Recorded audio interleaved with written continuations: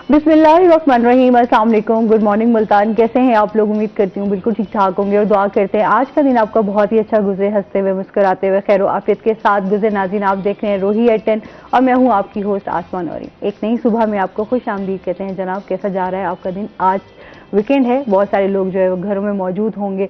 अच्छा, टाइम बड़ी जल्दी से गुजर रहा है और साथ साथ हमारे जो रवैये हैं वो भी बहुत तेज़ी से चेंज हो रहे हैं। हमें अपने रवैयों को चेंज करने की ज़रूरत है। आजकल हम देखते हैं हमारे यहाँ अदम बर्दाश्त बहुत ज़्यादा है और उसके साथ साथ हमारे यहाँ ये भी देखा जा रहा है कि हम लोग जो है हक तलफी भी कर जाते हैं बहुत सारे लोगों की। बहुत सारे लोग ऐसे भी होते हैं जो आगे बढ़ने के चक्करों में बहुत सारे ऐसे लोगों का हक मार देते हैं जो लोग डिजर्विंग होते हैं। स्पेशली हमें अपने रवैयों को चेंज करने की बहुत ज़्यादा ज़रूरत है। हम तब्दीली तो चाह रहे होते हैं कि तब्दीली हो, पर ये सोच रहे होते हैं कि किस तरह लोगों में चेंज आए, बट ये नहीं देखते कि सबसे पहले हमें खुद को चेंज करने की ज़रूरत है। तो लिहाजा जब भी आप चाहते हैं कि मुआशरे में तब्दीली आए या लोगों का रवैया आपके साथ कैसा होना चाहिए, तो सबसे पहले आपको अपने रवैये पर गौर करना चाहिए कि आपका रवैया कैसा है, आप किस तरह लोगों से पेश आते हैं, आप किस तरह अपनी जिम्मेदारियों को पूरा कर रहे हैं। तो ये सोचने की बहुत ज़्यादा ज़रूरत है कि हम लोगों को आपस में प्यार और मोहब्बत के साथ रहना है। हम देख रहे हैं अब मोहब्बतें बहुत कम होती जा रही हैं, मुस्कुराहटें बहुत कम होती जा रही हैं। लिहाजा इस चीज़ पर फोकस करने की ज़रूरत है कि हम लोगों को किसी के जो है वो हंसी की सबब बन सकें, किसी के चेहरे पर मुस्कुराहट ला सकें। तो लिहाजा अपनी ज़िंदगी को एंजॉय करें। बहुत मुख्तसर सी ज़िंदगी है, कोई पता नहीं है ज़िंदगी का, इसलिए लोगों से भी अच्छे से पेश आएँ और ख़ुद भी जो है वो अच्छे से और मज़े से रहें। और इसके अगर हम बात करें मौजूदा सियासी सूरत हाल पर, तो इस टाइम जो है अपने मुल्क के लिए बहुत ज़्यादा दुआ करने की ज़रूरत है, क्योंकि इस टाइम जो अफरा तफरी का माहौल है और जो सियासी सूरत हाल है वो बहुत ज़्यादा ही क्रिटिकल है। अपने प्रोग्राम का सिलसिला आगे बढ़ाते हैं। आज हमारे साथ जो गेस्ट मौजूद हैं पहले उनका तारुफ करवा देते हैं। आज हमारे साथ मौजूद हैं जी हमारे रोही के रिपोर्टर हसन मलिक। अस्सलाम वालेकुम। कैसे हैं आप हसन? ठीक हैं? बिल्कुल। वेलकम करते हैं शो में आपको। Thank you so much. हमेशा आप इन्हें देख रहे हैं, हमें वेदर बता रहे होते हैं बड़े अच्छे से। हाँ, आज फिर हमें वेदर कौन बताएगा? या यही बैठे बैठे वेदर बता देंगे? वेदर भी डिस्कस कर लेंगे और भी मेन टॉप स्टोरीज भी डिस्कस बिल्कुल कर लेंगे। बिल्कुल। अच्छा, आज थोड़ी सी पहले मौजूदा सियासी सूरत हाल पे बात कर लेते हैं जो इस टाइम हम देख रहे हैं। क्या कहना चाहेंगे हसन इस बारे में? देखें जी, बिस्मिल्लाहिर्रहमानिर्रहीम। सबसे पहले तो मैं आपका बहुत शुक्रगुजार हूँ कि आपने अपने प्रोग्राम में खाकसार को मदऊ किया। और दूसरे नंबर पर जहाँ तक बात है वो ये है कि मौजूदा सियासी सूरत हाल जो है वो इस टाइम बड़ी मज़ेदार भी हुई है और गंभीर भी हुई है। इस टाइम जो पॉलिटिकल सिनेरियो है ना, वो पाकिस्तान का एक जानिब अगर देखा जाए तो पाकिस्तान बहरान की कैफियत का शिकार है। इस टाइम पाकिस्तान बहरान से गुजर रहा है।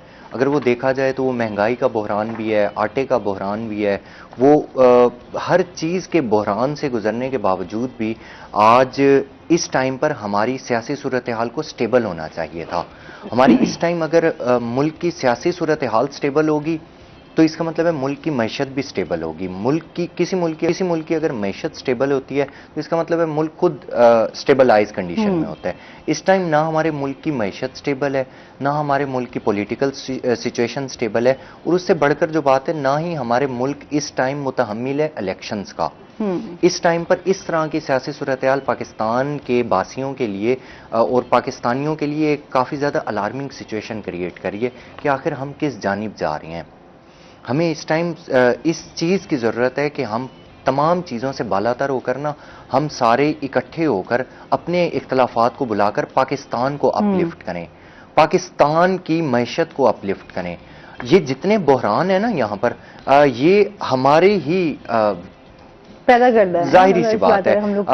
हम अगर इन चीज़ों को नहीं निकाल सकेंगे, हम इन चीज़ों से नहीं निकल सकेंगे एक दूसरे के। अभी आपने बड़ी अच्छी बात की है कि इस वक्त जो है ना, इस वक्त जिस चीज़ की ज़रूरत है वो इस चीज़ की ज़रूरत है, मोहब्बतें किस तरह से बांटी जा सकती हैं, हम लोगों के लिए आसानियां किस तरह से पैदा कर सकते हैं।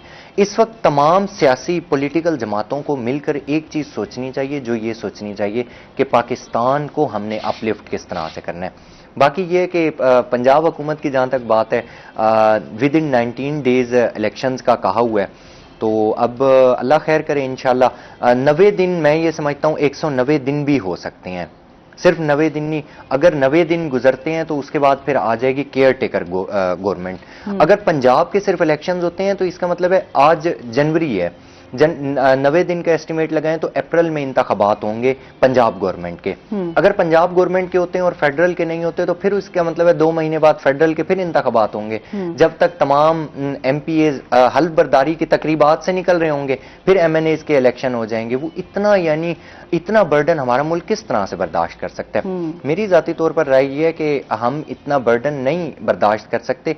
इसका बेहतरीन तरीका और बेहतरीन हल जो होगा ना वो ये होगा कि 90 डेज का तो इलेक्शन कहा हुआ है ना, विद इन 90 डेज। उसके बाद अगर केयर टेकर गवर्नमेंट आ जाती है तो वो विद इन 90 डेज इलेक्शन करवाने के पाबंद होते हैं। तो ये 90 दिन 190 दिन में भी कन्वर्ट हो सकते हैं। अगर ये 90 दिन 190 दिन में कन्वर्ट होते हैं तो वो काफी ज्यादा बेहतर हो जाएगा कि एक ही टाइम पर एमपीएस यानी सूबाई गवर्नमेंट के इलेक्शन भी हो जाएंगे और वहां से फेडरल के भी। और वो उस टाइम क्योंकि ये हमारा साल है मुल्क का इलेक्शन साल, तो इलेक्शन साल के सिलसिले में अगर हम पंजाब साइड पर देखते हैं और फेडरल के इंतखाबात नहीं होते तो वो एक हमारे लिए बड़ी अलार्मिंग सिचुएशन होगी कि पहले इतने सारे पैसे यहाँ पर खर्च होंगे, फिर उसके बाद फेडरल जब गवर्नमेंट बनेगी उस पर इतने सारे पैसे खर्च होंगे। तो मेरे ख्याल में थोड़ा सा डिफिकल्ट हो जाएगा हमारे लिए। अभी फिलहाल अभी तो मईशत का इतना बुरा हाल है, मईशत का बिल्कुल ऐसे ही है। पहले ना हम इम्पोर्ट कर सकते हैं ना एक्सपोर्ट कर सकते हैं, तो अभी तो इस कंडीशन से ही नहीं बाहर निकल रहे हैं। तो इलेक्शन के हवाले से भी अगर हम बात करें तो इस टाइम हर बंदा चाह रहा है इलेक्शन, क्योंकि एहतजाज भी जारी हैं हम देख रहे हैं। लेकिन अब देखें जो है क्या सूरत हाल, पॉलिटिकल कंडीशन जब तक स्टेबल नहीं होगी तो उस वक्त तक मुल्क की स्टेबिलिटी नहीं मुमकिन। हमारा मुल्क उस वक्त स्टेबल होगा जब हमारी पॉलिटिकल सिचुएशन स्टेबल होगी। एक जानिब अगर हम वफाक में देखते हैं या प्रोविंसेस में देखते हैं तो खींचातानी की सूरत हाल है। खींचातानी की सूरत हाल उस वक्त ही कम होगी जब बैठकर निगोशिएशन की जाएगी, जब टेबल टॉक की जाएगी कि ये आपकी हदूद है, इस लिमिट में रहकर आपने वर्किंग करनी है और इस लिमिट में रहकर हमने वर्किंग करनी है। और वर्किंग का सरचश्मा और मंबा जो होना चाहिए वो अवाम की खिदमत होनी चाहिए।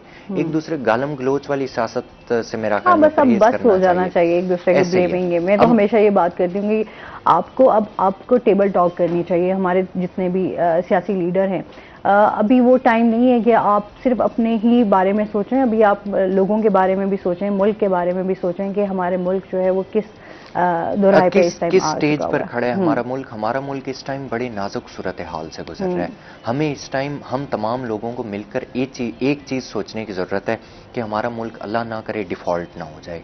हमारा मुल्क उस स्टेज पर ना चला जाए कि बाहर से आकर लोग जो हैं वो हमें ऑर्डर चलाने लग जाएं कि आपने यूं करना है, आपने यूं करना है। तो वो एक हमारे लिए काफी ज्यादा मसले का बाइस होगा। इसलिए बेहतर यह है कि हम तमाम लोग मिलकर आपस में ही निगोशिएशन करके और बेहतर यह है कि अपने मुल्क को अपलिफ्ट कर लें तो वो बिल्कुल ऐसे ही है। अच्छा, और इसके साथ साथ अभी अब ये तो मौजूदा सियासी सूरत हाल पे थोड़ी सी बात हो गई और साथ साथ अभी ये भी बात करेंगे जिस तरह अभी मिलावट जो है वो बहुत ज़्यादा आ रही है। अब हम देखते हैं खाने पीने की जो अशिया हैं उनमें भी मिलावट की जा रही है। स्पेशली क्या कहना चाहेंगे इस टाइम जो है वो इंसानी सेहत पर क्या असरात पड़ रहे हैं?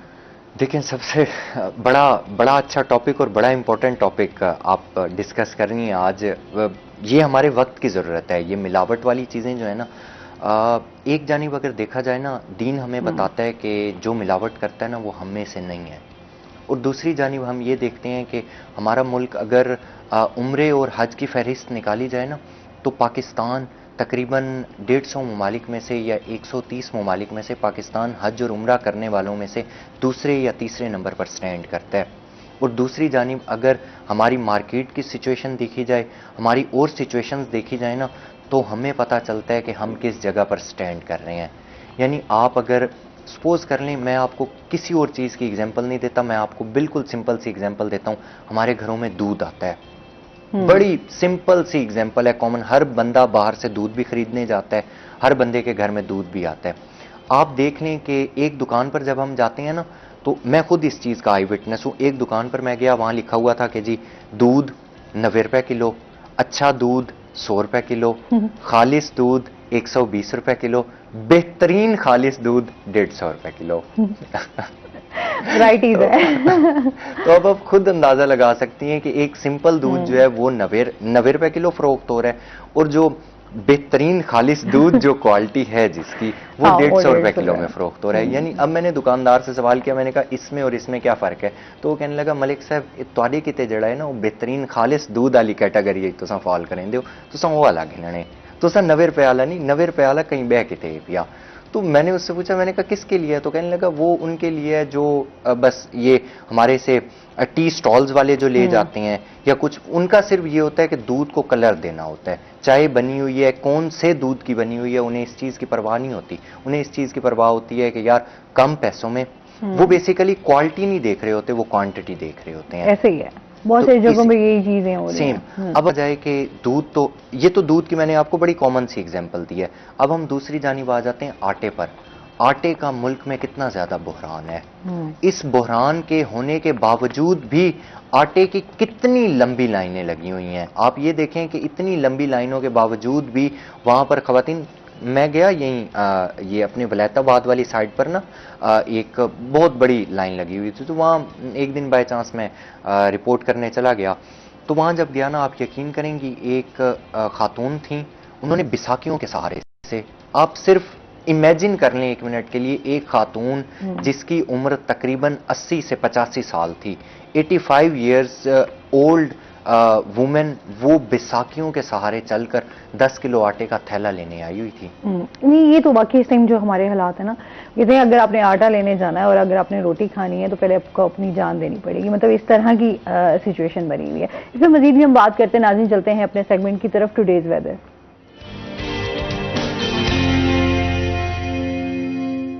सुहीरा तारिक हमारे साथ मौजूद हैं। सुहीरा से जानते हैं आज दिन भर मौसम कैसा रहेगा, क्या सूरत हाल है? जी, शहर मुल्तान का मौसम आज भी शदीद सर्द है। सुबह से ही ठंडी हवाओं की वजह से सर्दी की शिद्दत जो है वो खासी महसूस की जा सकती है, लेकिन धुंध का रात जो है वो तकरीबन ख़त्म ही हो चुका है। आज मुल्तान शहर में धुंध का रात जो है वो बरकरार नहीं रह सका। सुबह से ही धूप निकली हुई है। इस वक्त भी सूरज जो है वो अपनी पूरी आबोताब के साथ चमक रहा है, लेकिन खुश्क सर्दी जो है वो महसूस की जा सकती है। दर्जा हरारत की बात करें तो आज ज़्यादा से ज़्यादा दर्जा हरारत 20 डिग्री सेंटीग्रेड तक जाने का इम्कान है, जबकि कम से कम जो दर्जा हरारत है वो 2 डिग्री सेंटीग्रेड रिकॉर्ड किया गया है। इसी तरह से हवा में जो नमी का तनासुब है उसकी बात करें तो वो 74% आज रिकॉर्ड किया गया है। इसी तरह से जो एयर क्वालिटी इंडेक्स है वो 103 पॉइंट्स पर रिकॉर्ड किया गया है। माहिरीन मौसमियात का कहना है कि आज और आने वाले दिनों में सर्दी की शिद्दत जो है उसमें इजाफा होगा, खुश्क सर्दी पड़ेगी, लिहाजा शहरी जो हैं वो सर्दी से बचने के लिए जितनी एहतियाती तदाबीर हैं उन पर अमल करें। बारिश का आइंदा 24 घंटों के दौरान कोई इम्कान जो है वो जाहिर नहीं किया गया है। इसी तरह से चूँकि धुंध नहीं है तो मोटरवेज जो हैं वो तमाम तर ट्रैफिक के लिए खुली हैं और फ्लाइट ऑपरेशंस जो हैं वो भी जारी हैं। जी,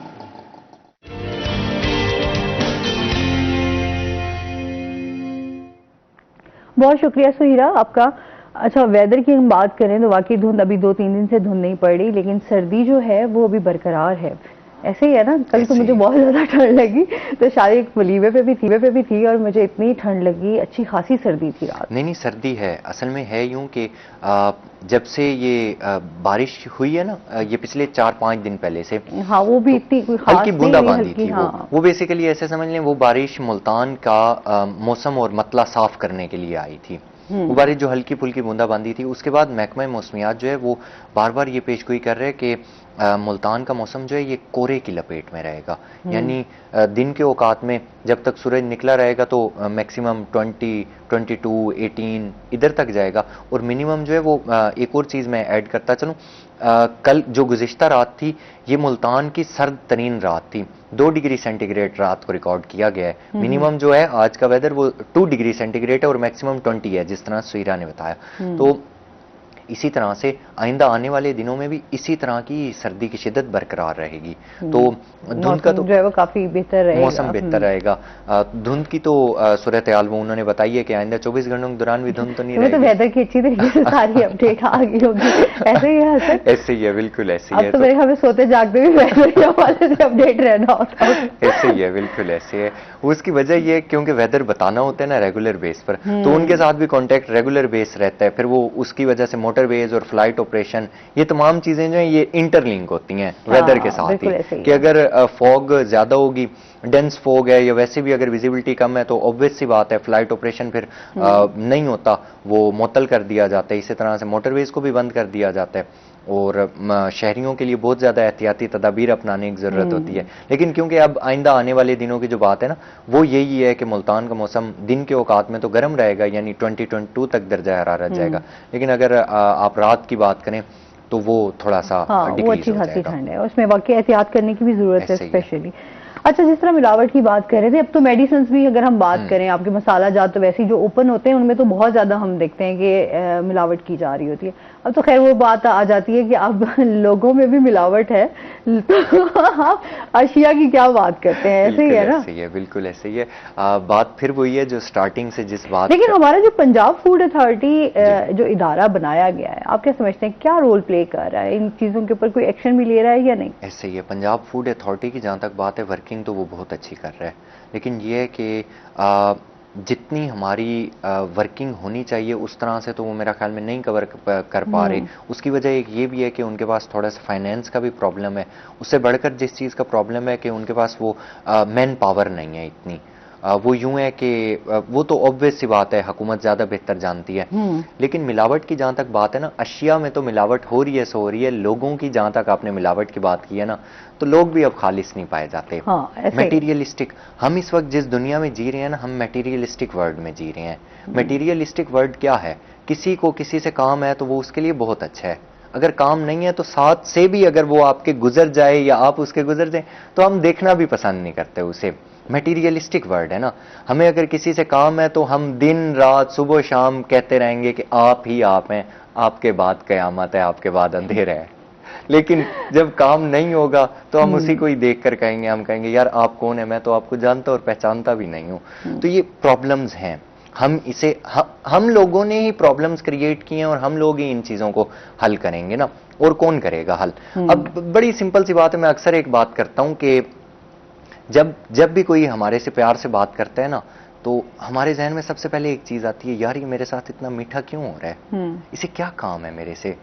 हम पॉजिटिव डायमेंशन में तो जाते ही नहीं है कि यार कितना अच्छा बंदा है, इतना पोलाइटली बात कर रहा है, उसके घर की तरबियत होगी, उसकी अपब्रिंगिंग होगी, उसका फैमिली इस तरह से होगी, उसका लोगों में उठना बैठना इस तरह से होगा। नहीं, हम ये सबसे पहले देखते हैं, यार देखें तो सही कितना पोलाइट बात कर रहे हैं, बनावटी है, ये नेचुरल हो ही नहीं सकता, आर्टिफिशियल है, करेक्टर में ये हमारी चीजें भी इस तरह की होगी ना, ट्रस्ट इश्यूज भी हैं, कुछ साइकोलॉजिकल भी इश्यूज हमारे यहाँ पर चल रहे हैं। अब दिन ब दिन हम ये देखते हैं कि जिस तरह आपके मसाइल बढ़ते जा रहे हैं, उसी तरीके से इंसान के वो इन्हीं चीजों में उलझा हुआ है। जो अभी हमारे इस टाइम सियासी सूरत हाल भी है, हमारे मुआशरे में जो कुछ हो रहा है, लोग जो है वो बहुत ज्यादा परेशान दिखाई देते हैं। तो फिर आप ट्रस्ट इश्यूज आ जाते हैं कि आप किसी पे ट्रस्ट नहीं कर पाते। अगर आपसे कोई इस तरीके से भी पेश आ रहा हो तो आप कहीं ना कहीं आपके दिल में जो है वो एक डाउट सा आ जाता है कि यार ये इस तरीके से क्यों बिहेव कर रहा है। उसकी मैं आपको वजह बताता हूँ ना, डाउट हमारे दिल में क्यों आता है। हमारे जो पास्ट एक्सपीरियंसेस होते हैं ना, वो बड़ा इंपॉर्टेंट रोल प्ले करते हैं किस चीज में, हमारे आने वाले फ्यूचर एक्सपीरियंसेस के लिए। मेरा जो पास्ट गुजरा होगा ना, तो मैं उसी पास्ट के मुताबिक ही मैं अपने फ्यूचर को प्रिडिक्ट करूंगा कि यार अच्छा मेरे साथ ना उस बंदे ने ये किया था, तो यार ये भी तो बंदा उतना ही पोलाइट हो रहा है, ये भी मेरे साथ वही करेगा।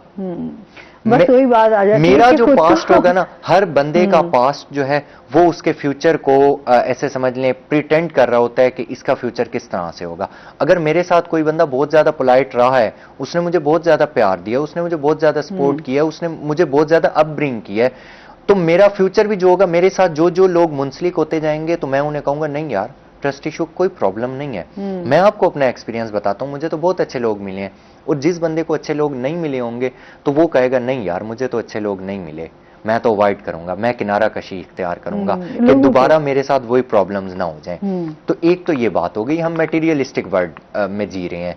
दूसरी जहां तक बात है एक वो कॉल ले लेते हैं। अस्सलाम वालेकुम। जी जी वालेकुम सलाम। जी अकमल है हमारे साथ, क्या कहना जी मेरा नाम अकमल है जी, मैं शाह कॉलोनी से बोल रहा हूँ मैं। जी जी तो मैं आपका प्रोग्राम देख रहा हूँ, माशाल्लाह आपका प्रोग्राम बहुत अच्छा है और मुझे बहुत पसंद है। बहुत शुक्रिया। लेकिन थोड़ी सी मैं ये रिक्वेस्ट करना चाह रहा था आपसे मीडिया की तरफ से कि ये मुल्तान में जैसे हुसैना गई, घंटा घर या मतलब शबासिल हॉस्पिटल या मतलब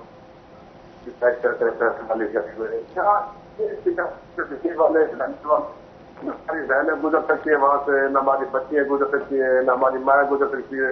रक्शे वाले खड़े हैं वहां खड़े हैं, रेडी वाले वो भी जहाँ रुके हुए हैं, कोई ट्रैफिक नहीं जा रही, बड़ा निजाम खराब है। इसके मामले में ये थोड़ा शिकायत करना जरा कारपोरेशन तो खैर सुनते नहीं डायरेक्टर, मैं आपकी तरफ से शायद मतलब उनको असर हो जाए।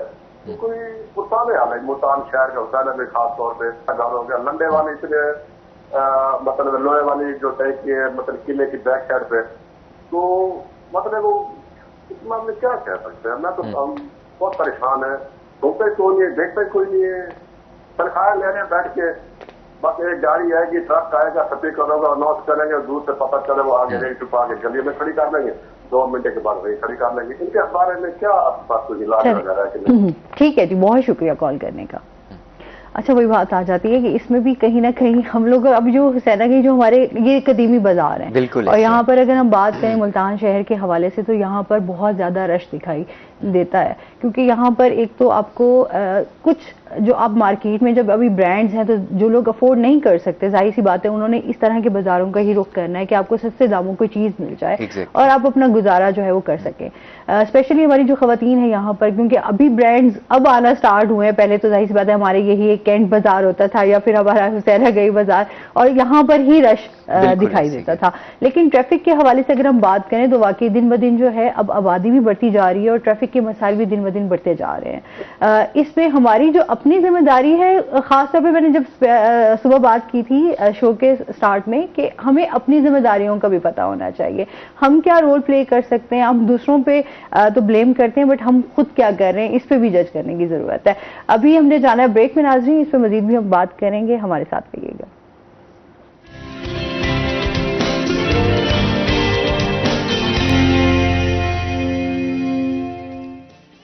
वेलकम बैक नाज़रीन, रोही एयरटेल में आपको खुश आमदीद कहते हैं और चलते हैं अपने सेगमेंट की तरफ। आज के भाव।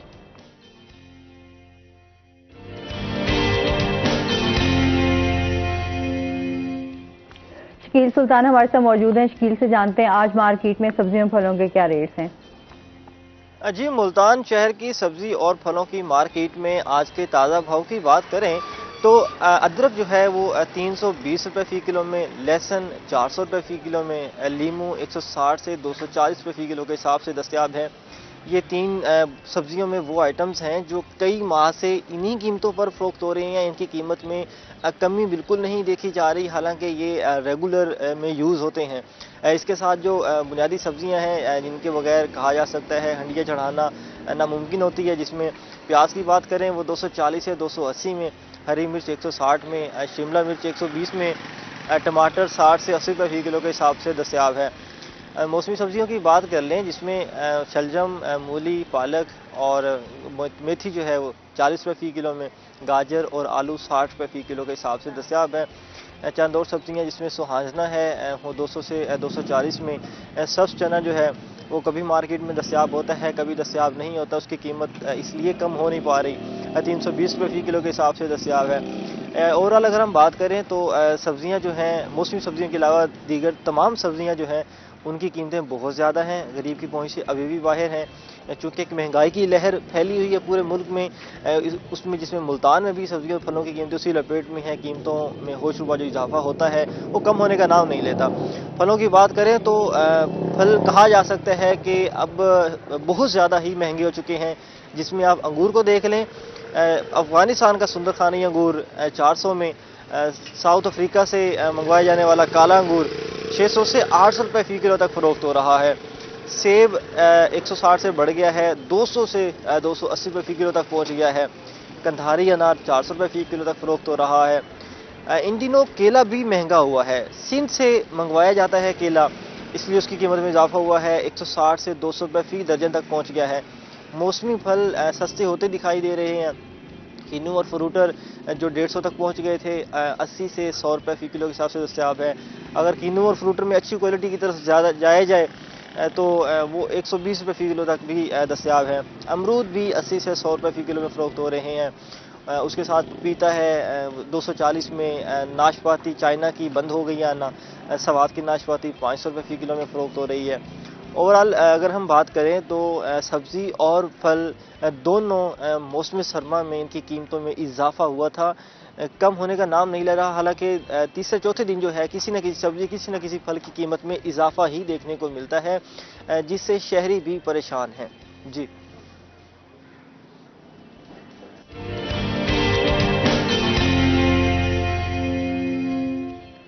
बहुत शुक्रिया शकील सुल्तान आपका।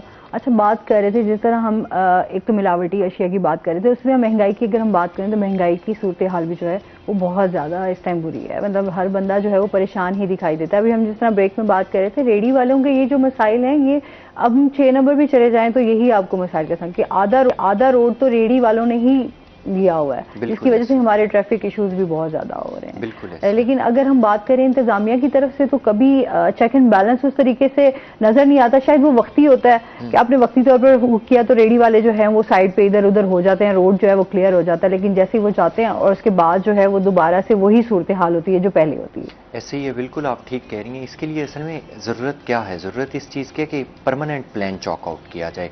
टेम्परेरी प्लान तो यही है। एक वो कॉलर बड़ी अच्छी बात कर रहे थे कि एक ट्रॉलर आता है, वो 2-4 रेहड़ियाँ उठाई, 2-4 चीज़ें उठाई और आकर चले गए, और मौके पर तो बहुत अच्छा रोड खुला हो जाता है। परमानेंट प्लान चॉक आउट नहीं किया जाता। जब तक परमानेंट प्लान चॉक आउट नहीं किया जाएगा उस वक्त तक मामला ठीक नहीं होंगे। अब इसका परमानेंट प्लान क्या होगा? इसका परमानेंट प्लान ये होगा कि जिस जगह पर रेहड़ियां खड़ी होती हैं, सपोज कर लें अगर घंटा घर पर बहुत सारी रेहड़ियों की वजह से, तजावुजात की वजह से मामलात या ट्रैफिक की रवानी मुतासिर होती है, तो चाहिए ये कि इंतजामिया को एक बड़ा प्लॉट देना चाहिए, बड़ा सा ग्राउंड दे देना चाहिए और वहां पर। अच्छा, इस पे भी काम हुआ है, इस पे मैं बात करूंगी। हसन एक कॉलर है हमारे साथ। अस्सलाम वालेकुम।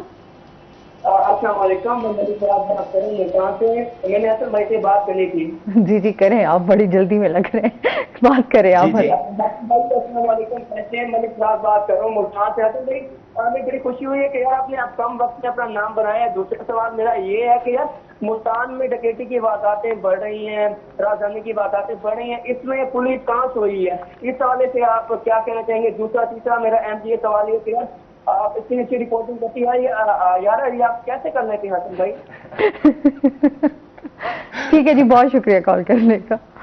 मुझे लगता है इतनी जल्दी में वो इतने सारे क्वेश्चन बहुत जल्दी जुड़ गए। बहुत सारे सवाल। सबसे पहले तो मैं आपकी जनाब मोहब्बतों का बेहद ममनून व मकरूज हूँ। मैं खाकसार इस काबिल नहीं हूँ, ये तो आपकी नज़रों का कमाल है। पहली बात, मेरे मालिक की रहमतें हैं।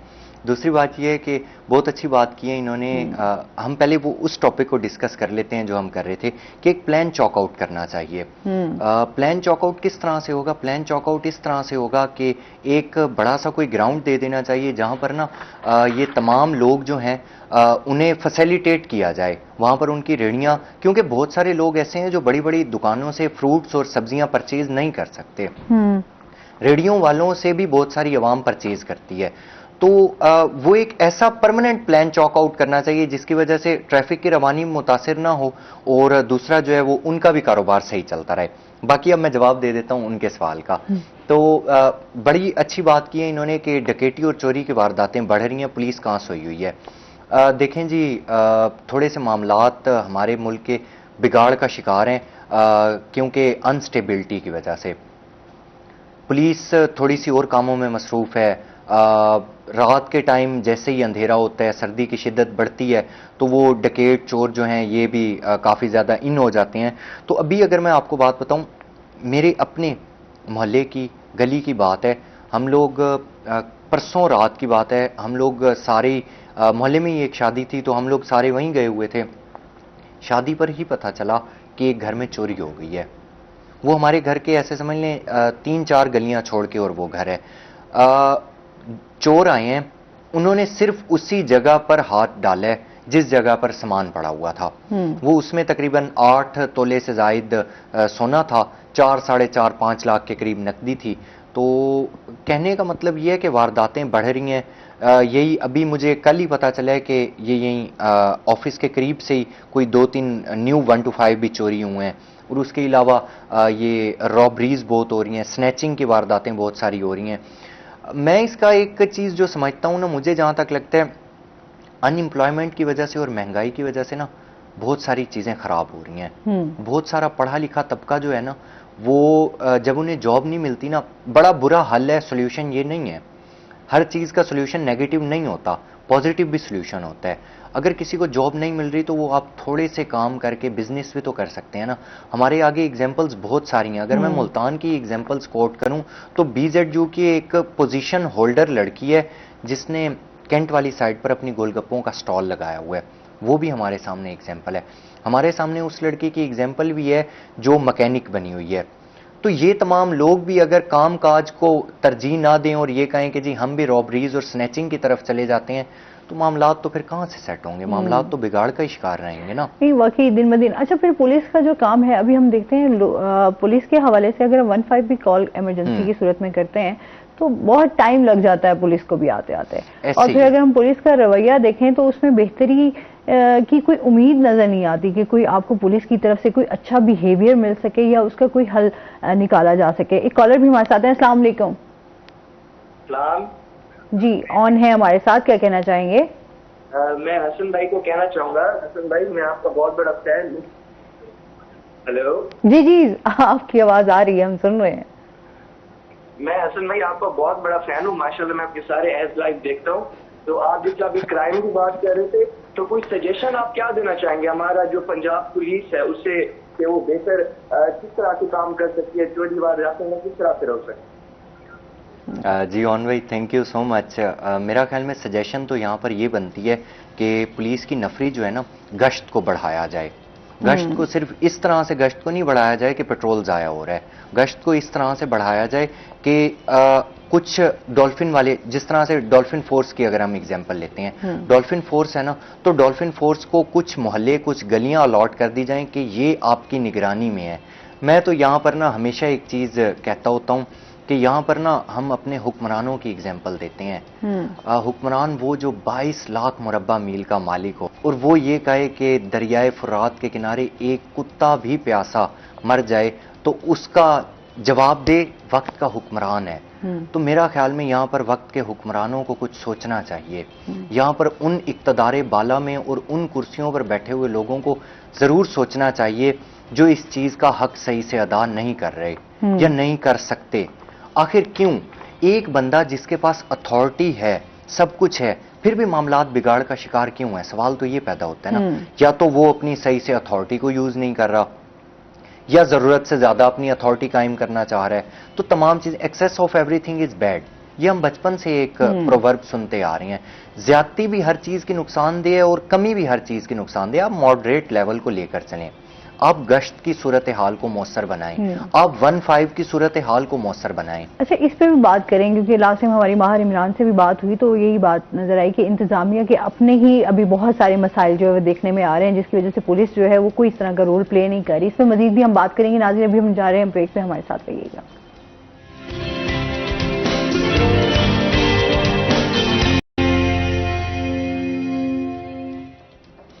वेलकम बैक नाजरीन, रोही एटन में आपको खुश आमदीद कहते हैं और चलते हैं अपने सेगमेंट की तरफ, हेल्थ टिप। अच्छा जी, आज हम बात करने जा रहे हैं चॉकलेट पर।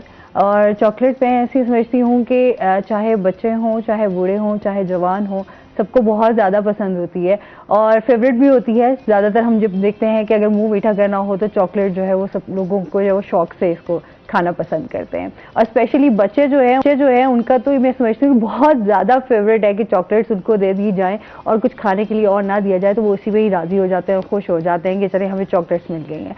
अच्छा, चॉकलेट्स के बहुत सारे फ़ायदे भी हैं और नुकसान भी हैं, क्योंकि हम दोनों तरफ देख रहे होते हैं कि जाहिर सी बात है, आप बहुत ज़्यादा अगर चॉकलेट का इस्तेमाल करेंगे तो वो आपके लिए फ़ायदामंद नहीं हो सकती बल्कि आपको नुकसान भी पहुंचा सकती है। और इसी तरह अगर हम बात करें कि इसमें क्या क्या पाया जाता है, तो इसमें जो है पोटाशियम, आयरन, जिंक और मैग्नीशियम जो है वो वाफिर मिकदार में पाया जाता है, जो कि इंसानी सेहत के लिए बहुत ज़्यादा मुफीद है। और इसके साथ साथ जो जदीद तहकीक से बात साबित हुई है कि चॉकलेट आपको किस तरह फ़ायदा दे सकती है, तो ये आपके कोलेस्ट्रॉल लेवल को जो है वो बेहतर करने में मददगार होती है। और इसके साथ साथ ये आपको तवानाई, एनर्जी भी आपको देती है। सम टाइम होता है कि आपका जो है ब्लड प्रेशर आपका लो हो, तो उसमें अगर आप चॉकलेट खा लेते हैं तो वो आपके बहुत ज़्यादा अच्छी है। और सबसे जो अभी जदीद मैं एक इस पे बात करूंगी कि तहकीक हुई है, जो लोग डिप्रेशन का शिकार होते हैं, जिनको एंजाइटी होती है, उनके लिए भी चॉकलेट खाना जो है वो बहुत ज़्यादा फ़ायदेमंद है, क्योंकि ये आपके मूड स्विंग्स को जो है वो बेहतर करती है। अक्सर लोग जो है मूड स्विंग्स का शिकार होते हैं, समटाइम किस तरह का मूड होता है, तो उनके लिए चॉकलेट जो है वो बेहतरीन है। इसके साथ साथ आपकी दिमाग के लिए भी बहुत अच्छी है और इसके साथ साथ आपकी स्किन के लिए भी बहुत अच्छी है। जो बच्चे हैं स्पेशली उनको चॉकलेट्स दें, लेकिन उनके साथ साथ उनके दांतों का भी बहुत ज़्यादा ख्याल रखें, क्योंकि ये कीड़ा लगने का भी सबब बनती है। तो बच्चे बहुत ज़्यादा शौक से खा रहे होते हैं, तो इसलिए हवाले से भी आपने एहतियात करनी है। और इसके साथ साथ आपके हार्ट के लिए जो है वो चॉकलेट बहुत ज़्यादा फ़ायदेमंद है। कुछ लोग ये कहते हैं कि जो वाइट चॉकलेट होती है वो सेहत के लिए नुकसानदेह होती है, लेकिन ऐसी नहीं है। जो ब्राउन चॉकलेट है वो भी आपके लिए अच्छी है। कोशिश करें, जो आप सादा अगर चॉकलेट खाते हैं तो वो आपको बहुत ज़्यादा फ़ायदा देती है। हम ज़्यादा ये बात करेंगे कि अगर बहुत ज़्यादा आप चॉकलेट का इस्तेमाल करने लग जाएंगे तो फिर आप बहुत सारी बीमारियों का सबब भी बन सकते हैं। इसलिए बहुत अच्छी और हेल्दी डाइट का इस्तेमाल करें। चॉकलेट खाएं ज़रूर, लेकिन कम खाएं। चॉकलेट आपको पसंद है हसन? लेकिन ज्यादा मुंह मीठा करने की हद तक सिर्फ। अच्छा, चलें ये है, लेकिन ये है कि जाहिर सी बात है चॉकलेट खानी चाहिए। ये आपके सेहत के लिए जो है वो बहुत ज़्यादा अच्छी है। जिस तरह हम अक्सर बात करते हैं कॉफ़ी की, तो कॉफ़ी और ये चॉकलेट जो है ये दोनों आपके लिए बहुत अच्छे हैं। अच्छा जी, अब आ जाते हैं वापस अपने टॉपिक की तरफ जो हम बात कर रहे थे। अभी हम ये देख रहे हैं कि फिजिकल एक्टिविटी भी जो है वो हमारी कम होती जा रही है। स्पेशली हम देखें बीमारियों में दिन ब दिन इजाफा होता जा रहा है। ऑनलाइन गेम्स में जो है वो बहुत ज़्यादा इजाफा, बच्चे स्पेशली उस तरफ चले गए हैं, क्योंकि एक मोबाइल ऐसा गैजेट है हमारे पास जिसमें बच्चे जो हैं वो बड़ी खुशी से जाते हैं। क्या कहना चाहेंगे इस पर? बिल्कुल ऐसे ही है। जब हम बचपन में हुआ करते थे ना, तो हमारे घर वाले हमें ग्राउंड जाने से रोकते थे कि आप पढ़ लें, आज आपका एक दिन ऑफ होता है, तो आप स्कूल जाते हैं तो आज आप पढ़ लें, ग्राउंड जाने की ज़रूरत नहीं है इतनी। आज अगर हम देखें ना, हमारा बचपन बहुत अच्छा था, उसमें हमें घर वाले रोकते थे ग्राउंड जाने से। आज घर वाले छोटे बच्चों को घर से बाहर निकाल रहे होते हैं कि बेटा आप मोबाइल छोड़ के कोई जाकर फिजिकल एक्टिविटी कर लें। बड़े कम टाइम में ना बहुत से मामलात चेंज हो गए हैं। होना क्या चाहिए? अब होना ये चाहिए कि फिजिकल एक्टिविटीज़ इंसान के लिए बहुत ज़्यादा ज़रूरी हैं। अगर हम देखें ना इसके साइकोलॉजिकल हिसाब से, तो फिजिकल एक्टिविटीज़ इंसान को बहुत ज़्यादा स्ट्रॉन्ग नर्व्स का बनाती हैं। और अगर ऑनलाइन आप गैजेट्स पर ही बैठे रहें, तो सबसे पहले तो मैं एक सेमिनार में गया, वहाँ पर ना बता रहे थे कि अब जो है नई तहकीक ये है कि छोटे बच्चे जो है ना डिप्रेशन का शिकार हो रहे हैं। छोटे बच्चे डिप्रेशन का शिकार क्यों हो रहे हैं? डिप्रेशन का शिकार इसलिए हो रहे हैं कि पूरा दिन वो जो है मोबाइल के आगे बैठे रहते हैं, सोचने समझने की सलाहियत उनकी बिल्कुल कम होती जा रही है, और वो उस गैजेट्स के जो असरात हैं ना उन पर, उस वजह से वो बहुत ज़्यादा डिप्रेशन का शिकार हो रहे हैं। तो उसका जो क्रक्स था ना सेमिनार का, उसका क्रक्स यही था कि आप अपने बच्चों को ज़्यादा से ज़्यादा अपने करीब करें और गैजेट से दूर करें। अपने आप जब करीब करेंगे ना, मैं आपको एक एग्जाम्पल कोट करता हूँ। एक मैंने कहीं वाकया पढ़ा था, वो ये था कि मियाँ और बीवी जो थे वो दोनों एक ही स्कूल में टीचर थे, और उनका बच्चा उसी स्कूल में पढ़ता था। तो बच्चा कहता होगा वालदैन से कि टाइम दें, और वालदैन ऑब्वियस सी बात है, मसरूफियत जिस तरह से होती है टाइम नहीं दे पाते। पेपर आए ना, तो पेपर में एक सवाल था कि आप किस चीज़ को अपने सबसे ज़्यादा करीब पाते हैं? तो बच्चे का आगे से जवाब था, मैं अपने सबसे ज़्यादा करीब पाता हूँ मोबाइल को। क्या वजह? मेरे लिए वालदैन के पास टाइम ही नहीं है देने के लिए। तो मैं तो अपना सब कुछ यही समझता हूँ कि जब भी मुझे ज़रूरत होती है वालदैन की, तो वालदैन अपने टाइम के बजाय मुझे मोबाइल निकाल कर दे देते हैं। मुझे जब मोबाइल निकाल कर देते हैं तो मेरे सबसे ज़्यादा करीब मेरे वालदैन तो ना हुए ना, मेरे सबसे ज़्यादा करीब मेरा मोबाइल फ़ोन हुआ। तो इस वजह से ये बहुत ज़्यादा हाईलाइट हुई थी बात कि आप अपने बच्चों को ज़्यादा से ज़्यादा टाइम दें, ताकि आपके बच्चे, फिर हम एक चीज़ की शिकायत करते हैं, बच्चे डी ट्रैक हो रहे हैं, बच्चे डी रेल हो रहे हैं। बच्चे डी रेल क्यों हो रहे हैं? आप ये तो देखें आखिर बुराई स्टार्ट कहां से हो रही है, क्यों हो रही है बुराई स्टार्ट, बच्चे डीरेल क्यों हो रहे हैं, बच्चे डीमोटिवेट क्यों हो रहे हैं। आज की फिर जनरेशन के बारे में हम ये कहते हैं कि बच्चे तमीज वाले नहीं हैं, बच्चे वालिदैन के सामने हो जाते हैं, रिस्पेक्ट लेवल नहीं है, बड़े छोटे का लिहाज नहीं है। उसकी वजह है ना, उसकी वजह यह है कि जब बड़े छोटों से रिस्पेक्ट से बात नहीं करेंगे और सिखाया समझाया नहीं जाएगा, एथिक्स नहीं जब तक बिल्ड किए जाएंगे, तो उस टाइम तक तो एथिक्स बिल्ड नहीं होंगे तालीम ना। तो दी जा रही है, तरबियत का फुकदान है इस टाइम बहुत ज्यादा, जो हमें सवालिया निशान बन के रह गया है कि तालीम और डिग्री है बट तरबियत नहीं है। बिल्कुल ऐसे इस पे बड़ा सोचने की जरूरत भी है कि बच्चों को किस तरह आप मोटिवेट कर सकते हैं और बच्चों को किस तरह आप इन चीजों से बचा सकते हैं। जो प्रेशर डेवलप हो गया ना बच्चों के ऊपर, एक तालीम का बहुत ज्यादा है, बस मार्क्स लेने हैं, डिग्री लेनी है, लेकिन उसके बाद क्या है, बच्चों की जो जहनी तरबियत है वो नहीं हो पा रही। बिल्कुल ऐसे ही है वो। असल में एक मैं आपसे यहाँ पर एक और चीज भी शेयर करना चाहूंगा। एक हमारे सर थे, वो अक्सर कहा करते थे, वो कहते थे कि बेटा अगर आपके 1080 मार्क्स हैं आउट ऑफ 1100, तो आप पढ़ने वाले बच्चे तो जरूर हैं, लेकिन रिस्पेक्टिव आप हों इस चीज की हम गारंटी नहीं देते। अगर आपके 630 मार्क्स हैं लेकिन आप रिस्पेक्टिव हैं और दो लोगों का कंपैरिजन किया जाए तो वो कहते थे कि मेरी नजर में रिस्पेक्टिव बच्चा ज्यादा इंपॉर्टेंट होगा। पढ़ने वाले को तो अल्लाह ताला ने दिमाग दिया हुआ है, ठीक है, वो तो पढ़ रहा है, उसका कोई कमाल नहीं है, उसका कमाल यही है कि वो पढ़ रहा है। कमाल आपका क्या है? कमाल आपका ये है कि ओजे कमाल जो एक लफ्ज होता है ना, ओजे कमाल यही है कि आप अपने प्यार से अपना नाम बनाएं, अपने इखलाक से आप अपना नाम बनाएं, लोगों को रिस्पेक्ट दें। मामलात फिर यही बात है कि हम लोग पीछे क्यों हैं, हम लोगों के कोलो फेल में तजाद है। हम लोग लोगों के रवैये की तो शिकायत करते हैं, लेकिन हमारे दिल में भी उसके लिए बुग़्ज़ होता है।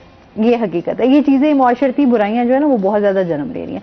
अच्छा, और इसके साथ साथ जो है पंजाब और कौंसिल के भी जो है वो इलेक्शंस की आज हो रहे हैं और मुकाबला बड़ा सख्त है क्योंकि कैंपेन्स काफी टाइम से चल रही थी और आज इलेक्शंस हो रहे हैं। देखें कौन सा उम्मीदवार आज जीतता है, किसकी जीत जो है उसके नाम होती है। ऐसे है, बिल्कुल ऐसे ही है। 2-3 उम्मीदवार हैं, एक खालिद खाकवानी साहब हैं, एक राणा मिराज खालिद हैं और शायद एक आध और भी हैं। तो इस तरह से सिक्योरिटी का जो प्लान चॉकआउट किया गया है वो यूं है कि ऑलमोस्ट 2200 एहलकार जो हैं वो ड्यूटी सर अंजाम दे रहे हैं पुलिस के, और इसी के साथ ही तकरीबन 5500 वकला जो है ना वो अपना वोट कास्ट करेंगे। वो उसके लिए जनरल सेक्रेटरी के लिए भी वोट होता है, वो प्रेसिडेंट के लिए भी होता है, फाइनेंस सेक्रेटरी के लिए भी होता है, वो पूरी कोर होती है, उसके लिए लाइब्रेरी सेक्रेटरी भी होता है, इस तरह से। तो ये 5500 जो वकला है ना, ये जो अपना हक रायदही इस्तेमाल करेंगे वो किस तरह से करेंगे?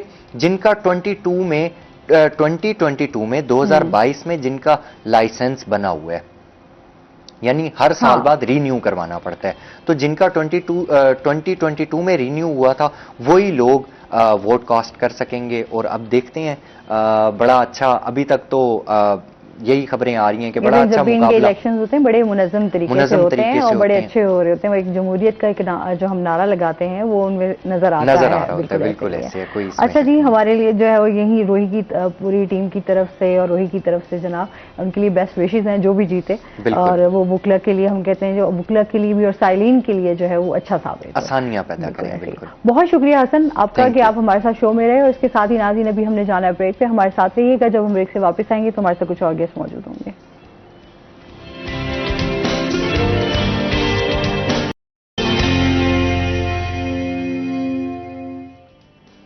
वेलकम बैक नाज़रीन, रोही एटन में आपको खुश आमदीद कहते हैं। और ब्रेक के बाद हमारे साथ गेस्ट मौजूद हैं, उनका तारुफ करवा देती हूँ। आज हमारे साथ मौजूद हैं रजा अली जो कि राइट एक्ट सोशल एक्टिविस्ट हैं। अस्सलाम वालेकुम, कैसे हैं आप? ठीक ठाक हैं? वेलकम कहते हैं अपने शो में आपको। और इसके साथ ही जो हमारे दूसरे गेस्ट हैं वो हैं जी सज्जाद हुसैन राज साहब जो कि शायर हैं। अस्सलाम वालेकुम, कैसे हैं आप? ठीक ठाक हैं? वेलकम कहते हैं अपने शो में आप। अच्छा जी, आरजे भी हैं, एफएम पे भी होते हैं, साथ साथ शायरी भी करते हैं। आज इनसे इनकी शायरी के हवाले से बात होगी, इनकी बुक भी है उस पर भी बात करेंगे, और साथ साथ अली से आज बात करेंगे मालूमात तक रसाई का हक, ये क्या है, इससे क्या मुराद है, इनसे जानते हैं। कैसे हैं आप अली रजा? ठीक ठाक हैं? शुक्र है, थैंक यू। अच्छा, ये जो आज हमारा टॉपिक है थोड़ा सा इसके बारे में हमें बताएं।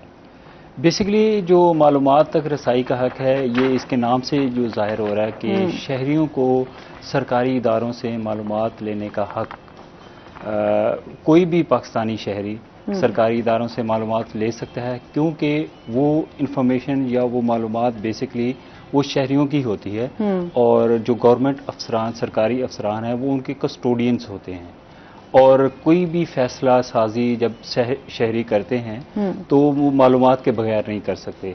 उसकी मिसाल मैं आपको इस तरह देता हूँ कि अगर किसी स्टूडेंट ने किसी यूनिवर्सिटी में अप्लाई करना है तो वो वेबसाइट पे पहले जाएगा, वहाँ पे वो मालूमात लेगा कि कौन सी यूनिवर्सिटी मुझे कौन सी डिग्री ऑफ़र कर सकती है, या उसकी फ़ी का स्केड्यूल क्या है, या किसी गवर्नमेंट के हस्पताल में मेडिसिन के ऊपर कितना बजट मुख्तस किया गया है, वो खर्च कितना हुआ है, मेडिसिन आई भी हैं या नहीं आई। इसी तरह एजुकेशन मतलब मालूमात तक रसाई को उन तमाम बुनियादी हकूक़ के हसूल का तस्वर माना जाता है।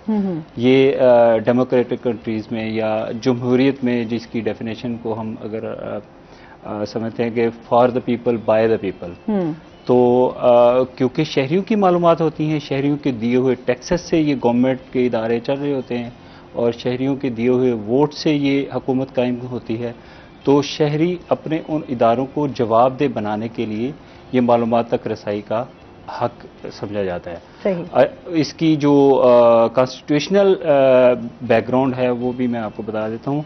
आर्टिकल 19A जो हमारे कॉन्स्टिट्यूशन का है, 18वीं तरमीम में 2010 में ये ऐड किया गया है, जिसके तहत कोई भी पाकिस्तानी शहरी अपने सरकारी इदारों से मालूमात हासिल कर सकता है। सही। और इस हक को पूरा करने के लिए फिर ज़ाहिर है उसकी कानून साजी होती है। तो फेडरल सतह पर यानी कि वफाकी सतह पर भी इस पे कानून मौजूद है, और बाकी चारों सूबों ने इस पे कानून बनाए हुए हैं।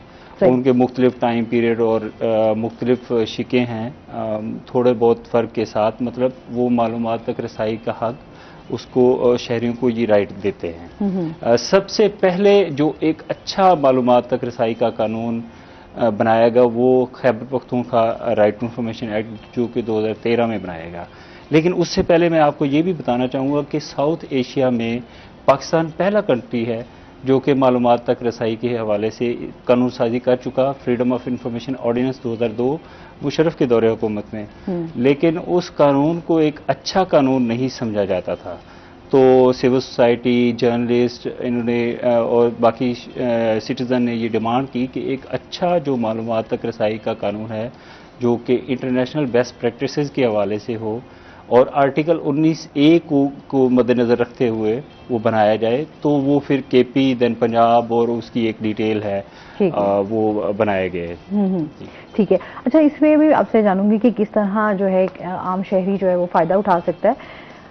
आपके बारे में जानना चाहूँगी, आपने कब से शायरी स्टार्ट की? हाँ जी, बिस्मिल्लाहिर्रहमानिर्रहीम। सबसे पहले तो रोही टीवी का बहुत शुक्रिया कि उन्होंने मुझे यहाँ मदऊ किया। शायरी तो बाई बर्थ ही इंसान शायर होता है, सीखने से तो ये आती नहीं है, लेकिन बाकायदा मतलब मुशायरों में जाने का और बाकायदा किताब की तरतीब देने का वो जो है वो सिलसिला वो मैंने 2010 से शुरू किया था, और 2010 के बाद बस वो गाहे बगाहे महफिल मुशायरों में जाना हुआ, और फिर इसी तरह ये सिलसिला जो है वो शुरू होता गया। बाकी जब कोई इंसान उसकी नई कोई तख्लीक आती है तो एक रूहानी सुकून मिलता है। शायर जब कोई नया शेर लिखता है, उसकी तख्लीक होती है, तो वो खुद ही उसे पढ़कर एक कहते हैं कि एक रूह को, एक दिल को बहुत सुकून मिलता है कि मेरी ये नई तख्लीक आई है। ठीक है जी। तो बस ये कोशिश कर रहे हैं कि पंजाबी में लिखता हूँ मैं, और मैं उर्दू में बहुत कम लिखता हूँ। उर्दू में सिर्फ अपने लिए लिखता हूँ, लेकिन आवाम के लिए मैं पंजाबी में। हाँ जी। तो बस ये कोशिश ये करते हैं कि एक खूबसूरत अल्फाज का सहारा लेकर और कम लफ्ज़ों का सहारा लेकर बड़ी बात दूसरे तक कह देना, बस यही कोशिश है और यही एक मतलब है हमारी। और जहाँ तक तल्लुक़ है पंजाबी शायरी का और उर्दू शायरी का, मैं असल में बड़ा मुतासर हूँ सूफिया कराम से। वो जितने भी थे वो पंजाबी में लिखते थे। मियाँ मोहम्मद बख्श साहब पंजाबी में थे, बाबा बुल्ले शाह रहमतुल्लाह अलैह, वारिस शाह, ये लोग बड़े पंजाबी के महान और सूफियाना शायर थे। तो मैं इनसे बहुत मुतासर हूँ, और इनसे मुतासर होकर ही मैंने शायरी शुरू की थी। और अंदर से जो है ना, क्योंकि मदर टंग जो है वो भी पंजाबी है, सही। और जो वो फिर इंसान ज्यादा आसानी होगी। जी बिल्कुल, और जो इंसान अपनी मादरी जुबान में इजहार राय कर सकता है वो किसी दूसरी जुबान में नहीं कर सकता। वैसे भी यहाँ मैं कहता चलूँ कि पाकिस्तान में जितनी भी जुबानें हैं, अब सराइकी जुबान बहुत मीठी जुबान है, मेरे पास काफ़ी इंतखाब है सराइकी के, लेकिन चूंकि मादरी जुबान पंजाबी है तो इसलिए मतलब पंजाबी ही लिखता हूँ। सही। हाँ जी। तो आप किस तरह की शायरी करना पसंद करते हैं? मैं गम जाना की बजाय गम दुनिया की तरफ मेरी बड़ी तवज्जो होती है। रोमांस बहुत कम लिखता हूँ, बस एक अपना एक स्कूल ऑफ थॉट है। कभी कभी रोमांस लिख लेते हैं, लेकिन ये है कि बस अवाम उन्नास की महरूमियाँ अपने अल्फाज में समूह के दोस्तों तक पहुँचाते हैं हम। तो मैं ज़्यादातर वो जिसे कहते हैं ना वो दुखी किस्म की शायरी। अच्छा। मैं हाँ जी, मेरे अशफाक अहमद साहब को एक छोटी सी बात ऐड करता चलूँ अगर आपकी इजाज़त हो तो। जाविया प्रोग्राम किसी ज़माने में टेलीविज़न में लगा करता था और वहाँ भी मैं गया, और अशफाक साहब ने मुझे एक बात कही कि राज साहब, अगर ज़िंदगी में खुश रहना चाहते हो तो दिल के पौधे की हिफाजत गमों के पानी से करो। ठीक है बड़ी जी, अगर एक तरफ वो कह रहे हैं खुश रहना चाहते हो, एक तरफ वो कह रहे हैं कि दिल के पौधे की हिफाजत गमों के पानी से करो, उस वक्त से गम से थोड़ा सा मोहब्बत हो गई। तो उस वक्त से जब भी शायरी की है, हर शेर में कोई ना कोई दुख, कोई ना कोई अलमिया, कोई ना कोई गम होता है। क्योंकि शायर बड़े हसास होते हैं ना, आपके इर्द गिर्द का जो माहौल होता है उसको बड़े करीब से और बड़े उसके ऊपर फोकस करके देख रहे होते हैं, महसूस भी कर रहे होते हैं, फिर लफ्जों के जरिए जो है उसको अदा करते हैं। और शायर जो कुछ देखता है वो लिखता है। मैं एक मरतबा अपने गांव में जा रहा था, तो एक औरत कपास चुन रही थी। अब छोटा सा बच्चा उसका रो रहा था, लेकिन बेचारी वो मेहनत करने में मगन थी, कपास चुन रही थी।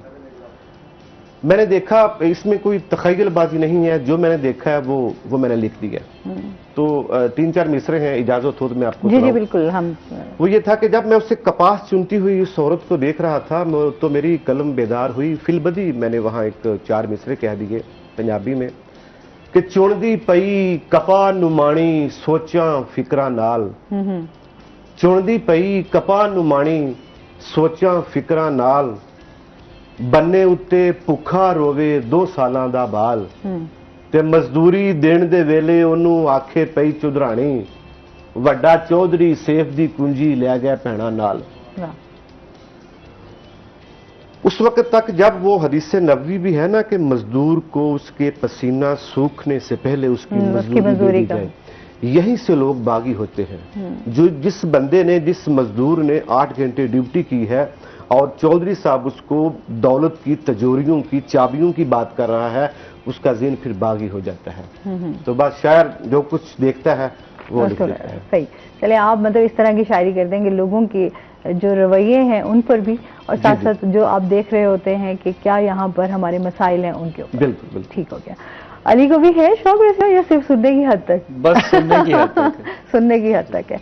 अच्छा, जिस तरह हम बात कर रहे थे कि मालूमात तक जो है वो रसाई का हक जो एक आम शहरी जो है उससे कैसे फ़ायदा उठा सकता है, किस तरह वो कांटेक्ट कर सकता है आप लोगों से? देखिए, जिस तरह आज आप अपने चैनल के तवस्सुत से लोगों को मालूमात दे रहे हैं, इसी तरह इसके डिफरेंट फोरम्स होते हैं। मिसाल के तौर पे एक कोई बीमारी होगी किसी इंसान को, उसने इलाज करवाना है, तो वो उसके पास कोई इन्फॉर्मेशन होगी तो वो कहीं पे जाएगा ना। बिल्कुल ऐसे ही। लेट्स सपोज मुझे कहीं पे ट्रैवल करना है तो मैं पहले उसके हवाले से इन्फॉर्मेशन हासिल करूंगा।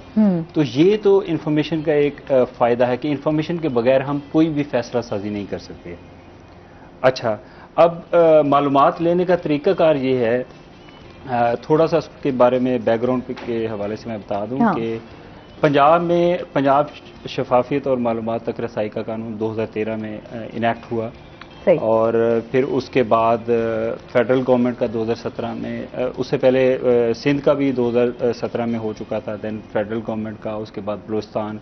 ये हमारे बेसिकली 5 कवानीन हैं। ठीक है। अगर आपने सूबाई सतह पे मालूमात लेनी है सरकारी इदारों से, तो जो पंजाब के सरकारी इदारा है वहाँ पे पंजाब शफाफियत और मालूमात तक रसाई का कानून इस्तेमाल करते हुए आप सादा कागज़ पे दरखास्त, कोई भी शहरी देखिए ना कितनी खूबसूरत बात है कि एक डीसी ऑफिस के बाहर रेडी लगाने वाला या रिक्शा चलाने वाला वो भी डीसी से पूछ सकता है, डिप्टी कमिश्नर से पूछ सकता है कि आपकी गाड़ी के अंदर जो फ्यूल इस्तेमाल हुआ है वो मेरे पैसों से हुआ है, आप मुझे उसका थोड़ा सा हिसाब दे दें।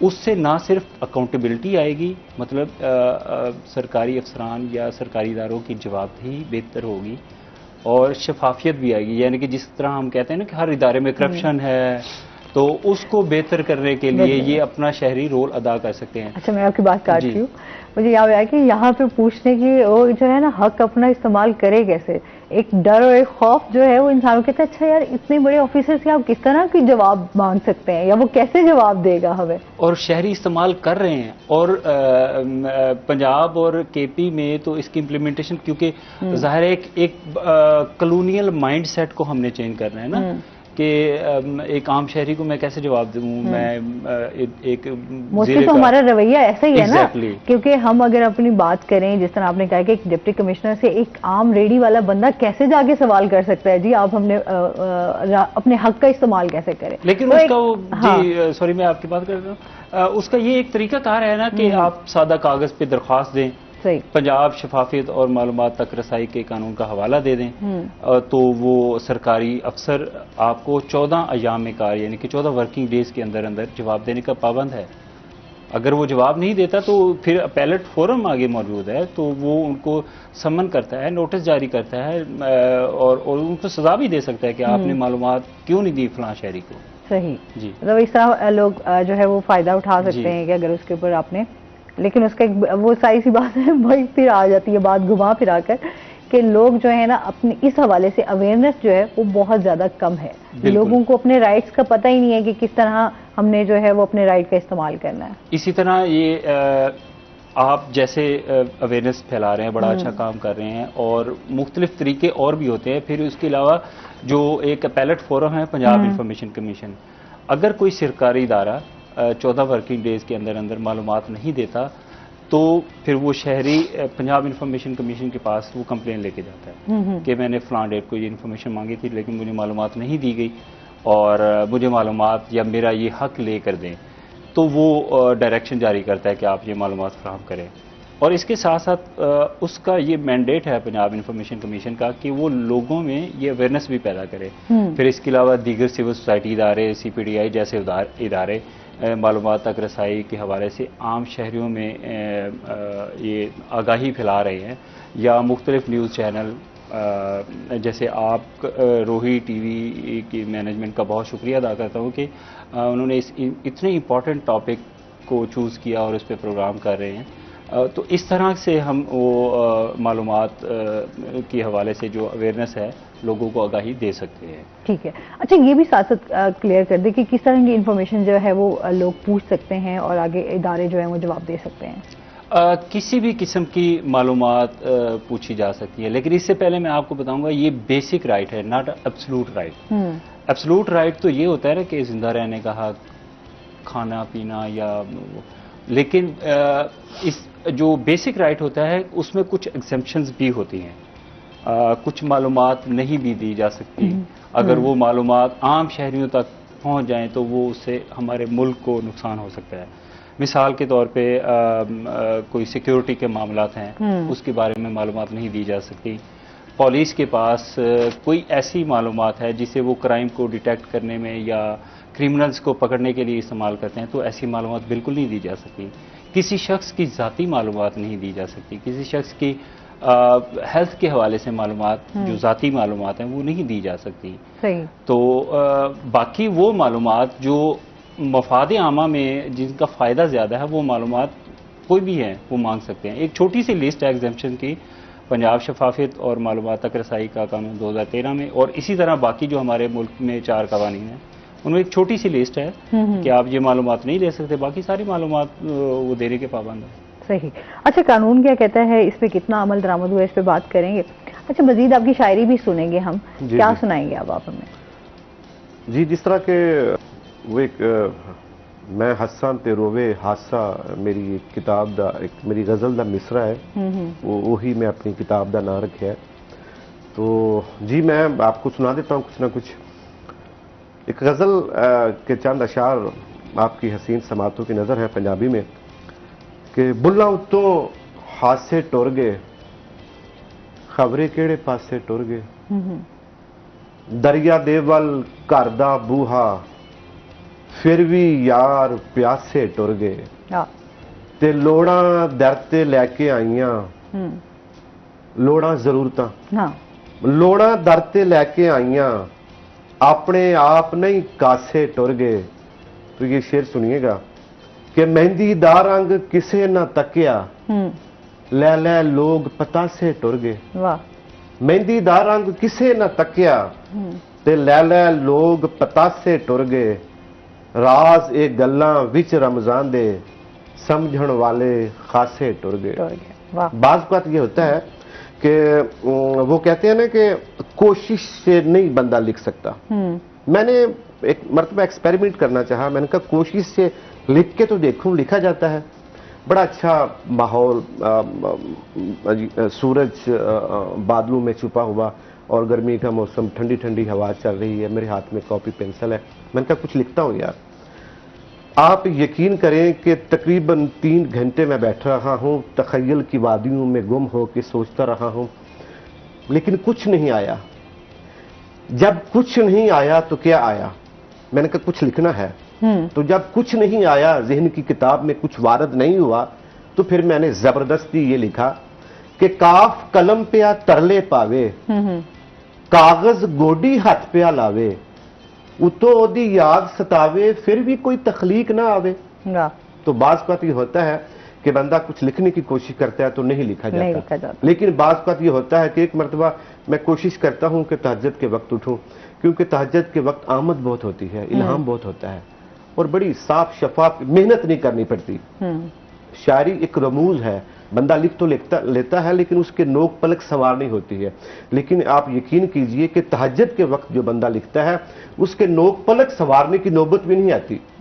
यानी पंजाबी च कहता जावा ऐ बड़ा नितरिया होया ते मतलब बेहतरीन पदरा कलाम ज़हन दी किताब ते उतरदा जांदा है ते बंदा लिखदा जांदा है। तहज्जुद दे वक्त जेड़े 2-3 मिसरे उतरे ने वो मैं तुहानू सुनाना चाहांगा। जी जी। लफ्जां वाले भांडे दे विच रस प्यार दा घोल, सीना चीर के रख देंदे ने नफरत वाले बोल, ते दिल दी अख नू जेकर बंदिया करना चाहुंदा है रोशन, ते फिर की कर, दो नैना दा बिला जरूरत बूहा ना तू कोल, ते पढ़ पढ़ इलम किताबां झलिया सिर ते आगे चिट्टे, कदी कदी ते अमलां वाले कैदे नू भी खोल। पढ़ पढ़ इलम किताबां झलिया सिर ते आगे चिट्टे, ते कदी कदी ते अमलां वाले कैदे नू भी खोल। ये जो अगला शेर मैं सुनाने लगा हूँ, जब मैंने शेर लिखा तो लिखने के बाद मुझे नींद आ गई, सो गया। ख्वाब में कब्रिस्तान आ गया मेरे, मतलब जा रहा था कब्रिस्तान में, मतलब आ जाती ख्वाब, तो एक शेर आ गया मुझे। मैंने कहा ये ख्वाब तो अच्छा हुआ, जब कब्रिस्तान को देखा तो एक शेर की आमद होगी। वो ये था कि इंसान की साइकी है कि जब अकेला कब्रिस्तान के पास से गुजरता है तो खौफ खा जाता है। नफ्सियात है बंदे की। डरदा डरदा लंघे वेखो कब्रिस्तान दे कोलों, ऐसे कोठे अंदर जाना ही दिलबा रखा खोल। तो बात यह है कि आखिर वो किसी ने क्या कहा है कि मेरे बाबा नजमी साहब मेरे उस्ताद मोहतरम हैं, वो कहते हैं कि दुनिया दे विच रख फकीरा एवें बहन खलोण, तू होवे ते हसन लोकी तुर जावे ते रोण। रोज अजल तो नंगे पिंडे आया इस जहानी, और बंदा एक कफन दी खातर किन्ना पैंडा करदा है। तो ये कफन लेने के लिए ये बंदा दुनिया में आता है। खैर बात शायरी की हो रही थी लेकिन मैं कुछ ज्यादा ही हम ना उसमें चले गए। हाँ जी, वो ज्यादा गहराई में चले गए शायरी की। अच्छा ये बताएं कि अभी आप जो शायरी कर रहे हैं, अभी महफिलें भी जो है वो बड़ी कम हो गई हैं, क्या कहना चाहेंगे? जी बिल्कुल। बज़्म दस्तार अदब हमारी एक तंजीम का नाम है, उसका मैं चेयरमैन हूँ और हम गाहे बगाहे ये प्रोग्राम करवाते रहते हैं। अभी कुछ ही दिन पहले हमने एक कॉलेज में एक महफिल मुशायरा करवाया था और बड़े मतलब मच मोर फेमस उधर शोरा कराम आए थे। इसमें कोई शक नहीं है कि ये जो है ना, ये मोबाइल, ये जो जदीद टेक्नोलॉजी है, हमने अगर पुरानी आयात को भी सर्च करना होता है तो हम गूगल खोल लेते हैं। जिस घर में किताब नहीं है उस घर में बरकत नहीं है। मैं ये कहता हूं, किताब होनी चाहिए। बचपन में मुझे एक बात बचपन की नक्श आ जाती है, बातें ज़हन में आ जाती हैं। वालिदैन वो दिया करते थे पैसे कपड़ों के लिए, मैं किताब ले लेता था। तो ये एक शौक है बचपन से किताब का, और किताब में इंसान को पढ़नी चाहिए। महफिल मुशायरा गाहे बगाहे होनी चाहिए, अदबी फिजा को कायम रखना चाहिए। बज़्म दस्तार अदब ने अदबी फिजा को अल्हम्दुलिल्लाह कायम रखा हुआ है। सही। फिर मजीद भी इनसे इनकी शायरी भी सुनेंगे और अली रज़ा से बात भी होगी। अभी अपने जाना है ब्रेक पे, हमारे साथ रहिएगा।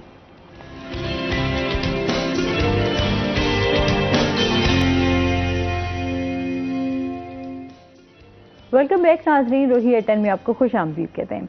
अच्छा, जिस तरह अगर हम पंजाब की बात करें तो जो मालूमात रसाई तक का हक है, आप क्या समझते हैं, क्या सूरत हाल है? कानून पे अमल दरामद हो रहा है या नहीं हो रहा? कानून तो बना दिए जाते हैं, कानून होते भी हैं, आइन भी हैं, हमारे पास सब कुछ है, बट हम अगर बात करें अमल दरामद की कि कितना उसके ऊपर इम्प्लीमेंट हुआ है, तो वो आज तक हमें उसका जवाब नहीं मिल सका।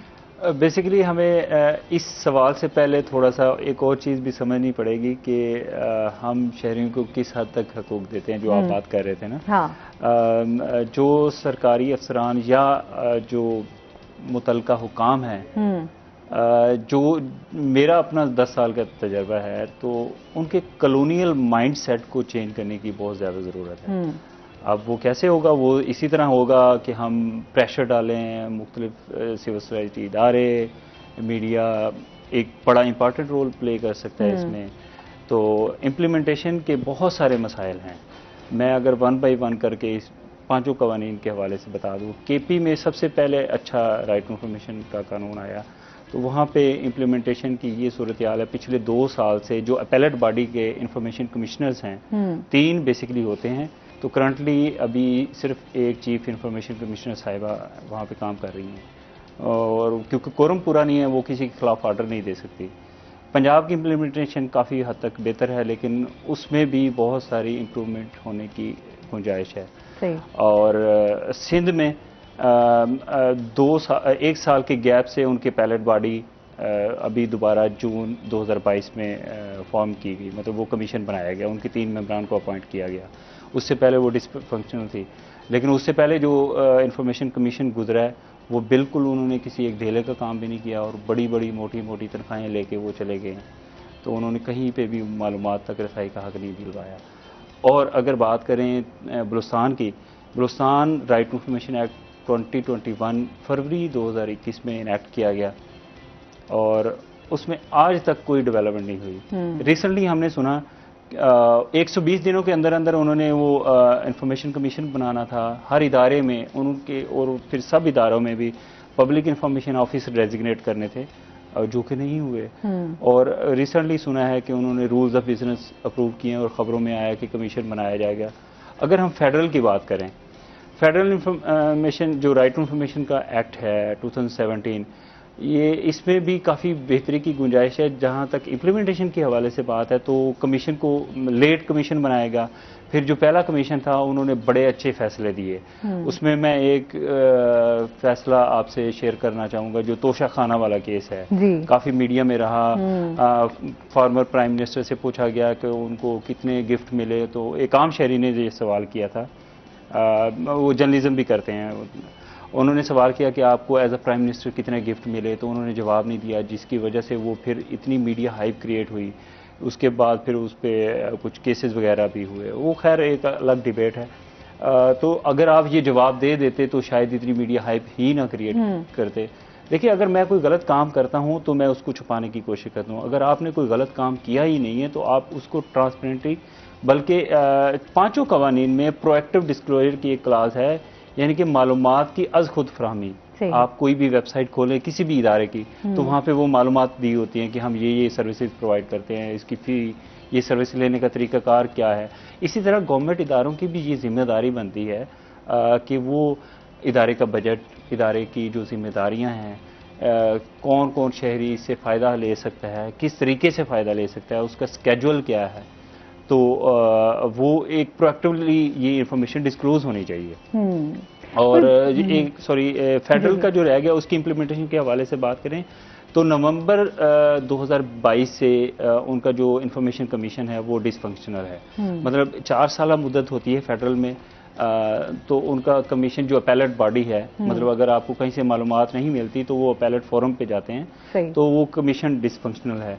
रिसेंटली 2-3 दिन पहले उनके एक चीफ इंफॉर्मेशन कमिश्नर और एक इंफॉर्मेशन कमिश्नर एजाज हुसैन साहब एज इंफॉर्मेशन कमिश्नर वो अपॉइंट हुए हैं, और शुएब सिद्दीकी साहब फॉर्मर सेक्रेटरी हैं वो as a chief information commissioner appoint हुए हैं। और उम्मीद करते हैं कि जो पहले कमीशन ने अच्छे फैसले किए उस को मेंटेन रखेंगे और जो citizen right of access to information है उसको प्रमोट और प्रोटेक्ट करेंगे। और कहते हैं अच्छी होप तो हम हमेशा रखते हैं कि अच्छा जो आने वाले हमारे इदारों के जो ऑफिसर्स हैं वो स्पेशली ये देख सकें कि जो एक आम शहरी का हक है वो उसको मिल जाए, क्योंकि एक आम शहरी तो चाहता है कि बहुत सारे उसके सवाल होते हैं। कहते हैं अगर एक आपकी जिस तरह आपने बात की थी एक रेडी वाले से आप जाके पूछे ना उसके बहुत सारे मसाइल और बहुत सारे सवाल उठा लेंगे, लेकिन बात वही आ जाती है कि फिर जो आपका एक बीच में एक हक है और एक रसाई का जो समझ लें वो चीज़, वो जो गैप है ना वो नहीं फिल हो सकता, वो बड़ा टाइम लग जाएगा चीज़ों को उस तक पहुँचते। क्या ख्याल है? हाँ बिल्कुल, इसमें देखें ये जो शहरी कहते हैं ना या सोचते हैं कि हम इतने बड़े अफसर से कैसे पूछें, कैसे बात करेंगे, बेसिकली ये एक शहरियों और इदारों के माबैन एक गैप है। इस गैप को कम करने की ज़रूरत है। वो कैसे कम होगा? जब आप उनके सवालों के जवाब देंगे। मालूमात तक रसाई को ना सिर्फ एक एंटी करप्शन टूल कंसिडर किया जाता है बल्कि जो इदारों और शहरियों के माबैन एक गैप है उसको भी ब्रिज का किरदार अदा करता है। तो वही आ जाता है ना कि लोग कहते हैं कि अच्छा कोई इस तरह का कदम उठाएं तो फिर हमें कोई और मसाइल का सामना ना करना पड़ जाए। अच्छा जी, मजीद भी इनसे जानते हैं। एक तो ये बात आपसे करना चाहूंगी कि आपका जो है वो अदब से ही ताल्लुक था, तो घर में भी शायरी करते हैं या नहीं? मेरा वैसे मोस्टली जो जितने भी शायर आते हैं उनसे मेरे लाजमी क्वेश्चन करते हैं, घर में भी शायरी करते हैं? मेरी मिसेज बहुत अदीबा हैं और शायरी को बहुत खूबसूरत अंदाज से समझती हैं और कभी कभी मुझे मशवरा भी दे देती हैं कि इस तरह लिखो, फिर मैं मतलब वो लिख लेता हूँ। मेरा छोटा बेटा है तकी हुसैन, माशाल्लाह बहुत शौक है उसको शायरी का। मेरे वालिद साहब, मेरी वालदा शायरी को बहुत समझती हैं। तो ये जो शायरी के मतलब जरासीम है ये नस्ल दर नस्ल चलते आ रहे हैं। सही, हाँ जी सही। अच्छा, अक्सर होता है ना उनका ये जवाब होता है कि हम घर में शायरी बिल्कुल नहीं कर सकते इसलिए मैंने कहा चले आपसे पूछे आपका क्या जवाब है इस बारे में। अच्छा, इसके साथ साथ जिस तरह आप आमद की बात कर रहे थे कि एक ख़ास माहौल भी अगर क्रिएट कर दिया जाए तो जब तक आमद नहीं होती तब तक आप कुछ लिख नहीं सकते, तो आमद का एक टाइम होता है। बिल्कुल टाइम होता है, इसमें कोई शक नहीं है। क्योंकि यहाँ से मैं थोड़ी सी इस्लामी पॉइंट ऑफ व्यू से बात करता चलूँ, क्योंकि लफ्ज़ आमद फिर तहज्जुद फिर इस्लामी पॉइंट ऑफ व्यू ये इम्तजाज बनता है तीनों टॉपिक्स में ना। तो कहना ये चाहता हूँ कि इल्हाम जो होता है ना, आप देखें कुरान ये कहता है कि ये शायरी है, ये कुरान नहीं है। तो फिर काबा पे सूरह कौसर उन्होंने मतलब लटकाई थी कि अगर आप बहुत बड़े शायर बने फिरते हो तो इस जैसी शायरी करके दिखाओ। फिर कुरान ये कहता है कि ये शायरी ये कुरान है, ये शायरी नहीं है। अहमद अदीम कासमी साहब ये फरमाते हैं कि इसका मतलब ये हुआ कि कुरान और शायरी में कदरे कोई ना कोई चीज़ मुश्तरका है। तो सवाल आपका ये है कि हाँ जी, वो इल्हाम जो होता है, जो जहन की किताब पे बातें उतरती जाती हैं, वो वही टाइम होता है। जैसा कि मैं मतलब अर्ज कर चुका हूँ कि वो तहज्जुद का टाइम क्यों होता है वो इसलिए कि तहज्जुद के वक्त आप होते हैं और आपका खुदा आपको देख रहा होता है। वो कहते हैं कि खुदा मतलब 7वें आसमान से बहुत नीचे आए होते हैं, तो बहुत जल्दी दुआएं भी तहज्जुद के वक्त जो है ना वो कबूल होती हैं। क्योंकि इंसान अकेला होता है, पूरी दुनिया सोई होती है, तो वो तख़य्युल की दुनिया में गुम होकर बस वो अब उसकी कलम बेदार करता है तो उसकी कलम कुछ ना कुछ लिख देती है। बाद में फिर उसको उसकी रमूज, उसकी बहर, ये कौन सी बहर में लिखी है, इसका स्थाई, इसका मुखड़ा, मतला, मक्ता, अंतरा, ये जो होते हैं शायरी के कवायद बाबत, ये बड़ा आसान सा लफ्ज़ है, बस आपने कह दिया कि शायरी। हाँ जी। तो उस शायरी की बहुत सारी चीजें जो है मेरे ख्याल में वो एक एक शायर ही बेहतर जी, जान बिल्कुल, सकता है कि किस तरह बिल्कुल। आप जो है वो शायरी कर रहे होते हैं। बिल्कुल, इसमें कोई अच्छा, अभी शक क्या सुना रहे हैं आप हमें? अभी मैं एक नज़म मैं आपको सुनाना चाहता हूँ। जी जी। नज़म का उन्वान है लाडो। तो ये 2-3 मिनट की नज़म है जी, और ये भी ऐसे 15-20 मिनट में लिखी गई थी। सिचुएशन कुछ इस किस्म की हो गई थी तो फिर वो लिखी। लाडो नज़म का नाम है। ये नज़्म मोर्रा है। नज़्म मोर्रा वो होती है जिसका रदीफ काफिये से कोई तल्लुक ना हो, लेकिन वो मौसीकियत रखती हो, वो गाई जाए। जस्ट लाइक मुझसे पहली सी मोहब्बत मेरे महबूब न मांग, फैज़ अहमद फैज़ का कलाम मैडम ने बहुत अच्छे अंदाज से गाया। तो ये लाडो। कुछ दिनों तो मेरी लाडो चुप दी बुक्कल मार के घर विच सहमी सहमी रहिंदी सी ते नुकरां मल-मल बहिंदी सी। घर दियां सब्बां जीआं दे वल अपने आप नूं खाली करके वेखे अख सवाली करके। पुठियां सीधियां सोचां मां नूं आण वलाका पाया। हले ते पिछले हफ्ते ਉਹਨੂੰ ਚਾਵਾਂ ਦੇ ਨਾਲ ਡੋਲੀ ਪਾ ਕੇ ਸਹੁਰੇ ਵਿਦਿਆ ਕੀਤਾ ਸੀ। ਫਿਕਰਾਂ ਵਾਲੇ ਸਾਰੇ ਪੰਛੀ ਸੋਚਾਂ ਵਾਲੀਆਂ ਕੰਧਾਂ ਟੱਪ ਕੇ ਦਿਲ ਦੇ ਸੁੰਝੇ ਵਿਹੜੇ ਦੇ ਵਿੱਚ ਦੁੱਖਾਂ ਵਾਲੇ ਰੁੱਖ ਦੇ ਉੱਤੇ ਆਲਣਾ ਪਾ ਕੇ ਬਹਿ ਗਏ ਸੀ। वाह। ਫਿਕਰਾਂ ਵਾਲੇ ਸਾਰੇ ਪੰਛੀ ਸੋਚਾਂ ਵਾਲੀਆਂ ਕੰਧਾਂ ਟੱਪ ਕੇ ਦਿਲ ਦੇ ਸੁੰਝੇ ਵਿਹੜੇ ਦੇ ਵਿੱਚ ਦੁੱਖਾਂ ਵਾਲੇ ਰੁੱਖ ਦੇ ਉੱਤੇ ਆਲਣਾ ਪਾ ਕੇ ਬਹਿ ਗਏ ਸੀ। ਬਾਬਲ ਉਹਦੀਆਂ ਭਿੱਜੀਆਂ ਅੱਖਾਂ ਦੇ ਵੱਲ ਵੇਖ ਕੇ ਰਹਿ ਨਾ ਸਕਿਆ। ਨਿੰਮੂ ਝਾਣਾ ਹੋ ਕੇ ਤੇ ਫਿਰ ਕੰਬਦੇ ਹੱਥਾਂ ਦੇ ਨਾਲ ਸਿਰ ਦੇ ਉੱਤੋਂ ਪੱਗ ਨੂੰ ਲਾ ਕੇ ਨੀਵੀਂ ਪਾ ਕੇ ਆਖਣ ਲੱਗਾ, ਲਾਡੋ ਪੁੱਤਰ ਖੈਰ ਤੇ ਆਵੇ, ਕੱਲੀ ਆਈਏ, ਤੇਰੇ ਸਿਰ ਦਾ ਸਾਈਂ ਨਹੀਂ ਆਇਆ। ਸਹੁਰਿਓਂ ਪਰਤ ਕੇ ਆਈ ਹੋਈ ਧੀ ਦੇ ਹੰਝੂ ਵੇਖ ਕੇ ਬਾਬੁਲ ਸਭ ਕੁਝ ਜਾਣ ਗਿਆ ਸੀ। ਆਖਿਰ ਧੀ ਦੇ ਦਿਲ ਦੇ ਹੰਝੂ ਅੱਖਰ ਬਣ ਕੇ ਜੀਭ ਤੇ ਆ ਗਏ, ਮਾਂ ਨੂੰ ਅੰਦਰੋਂ ਅੰਦਰੀ ਖਾ ਗਏ। ਅੰਮਾ ਤੂੰ ਤੇ ਆਖਦੀ ਸੈਂ ਕਿ ਤੇਰੇ ਸਿਰ ਦੇ ਸਾਈਂ ਦਾ ਘਰ ਹੀ ਅਸਲੀ ਘਰ ਏ, ਕਾਹਦਾ ਡਾਰੇ। ਮੇਰੇ ਨਾਲ ਵਰਤਾਵਾ ਫਿਰ ਉਹ ਨਕਲੀ ਕਾਹਨੂੰ ਕਰਦੇ ਨੇ। ਖਬਰੇ ਉਹਦੀਆਂ ਪੱਥਰ ਅੱਖਾਂ ਦੇ ਵਿੱਚ ਹੰਝੂ ਇਹੋ ਮੈਨੂੰ ਆਖਦੇ ਹੋਵਣ, ਮੇਰੀਏ ਮਾਏ ਦੱਸ ਖਾਂ ਮੈਨੂੰ, ਮੇਰਾ ਨਾਂ ਤੂੰ ਲਾਡੋ ਕਾਹਨੂੰ ਰੱਖਿਆ ਸੀ। वाह, क्या बात। मेरा नाम तू लाडो कानू रखिया। पूरी एक कहानी आपने इस नज़म में जो है कह दी, बहुत शुक्रिया। अच्छा नाज़रीन, अभी हमने जाना है ब्रेक पे, हमारे साथ रहिएगा।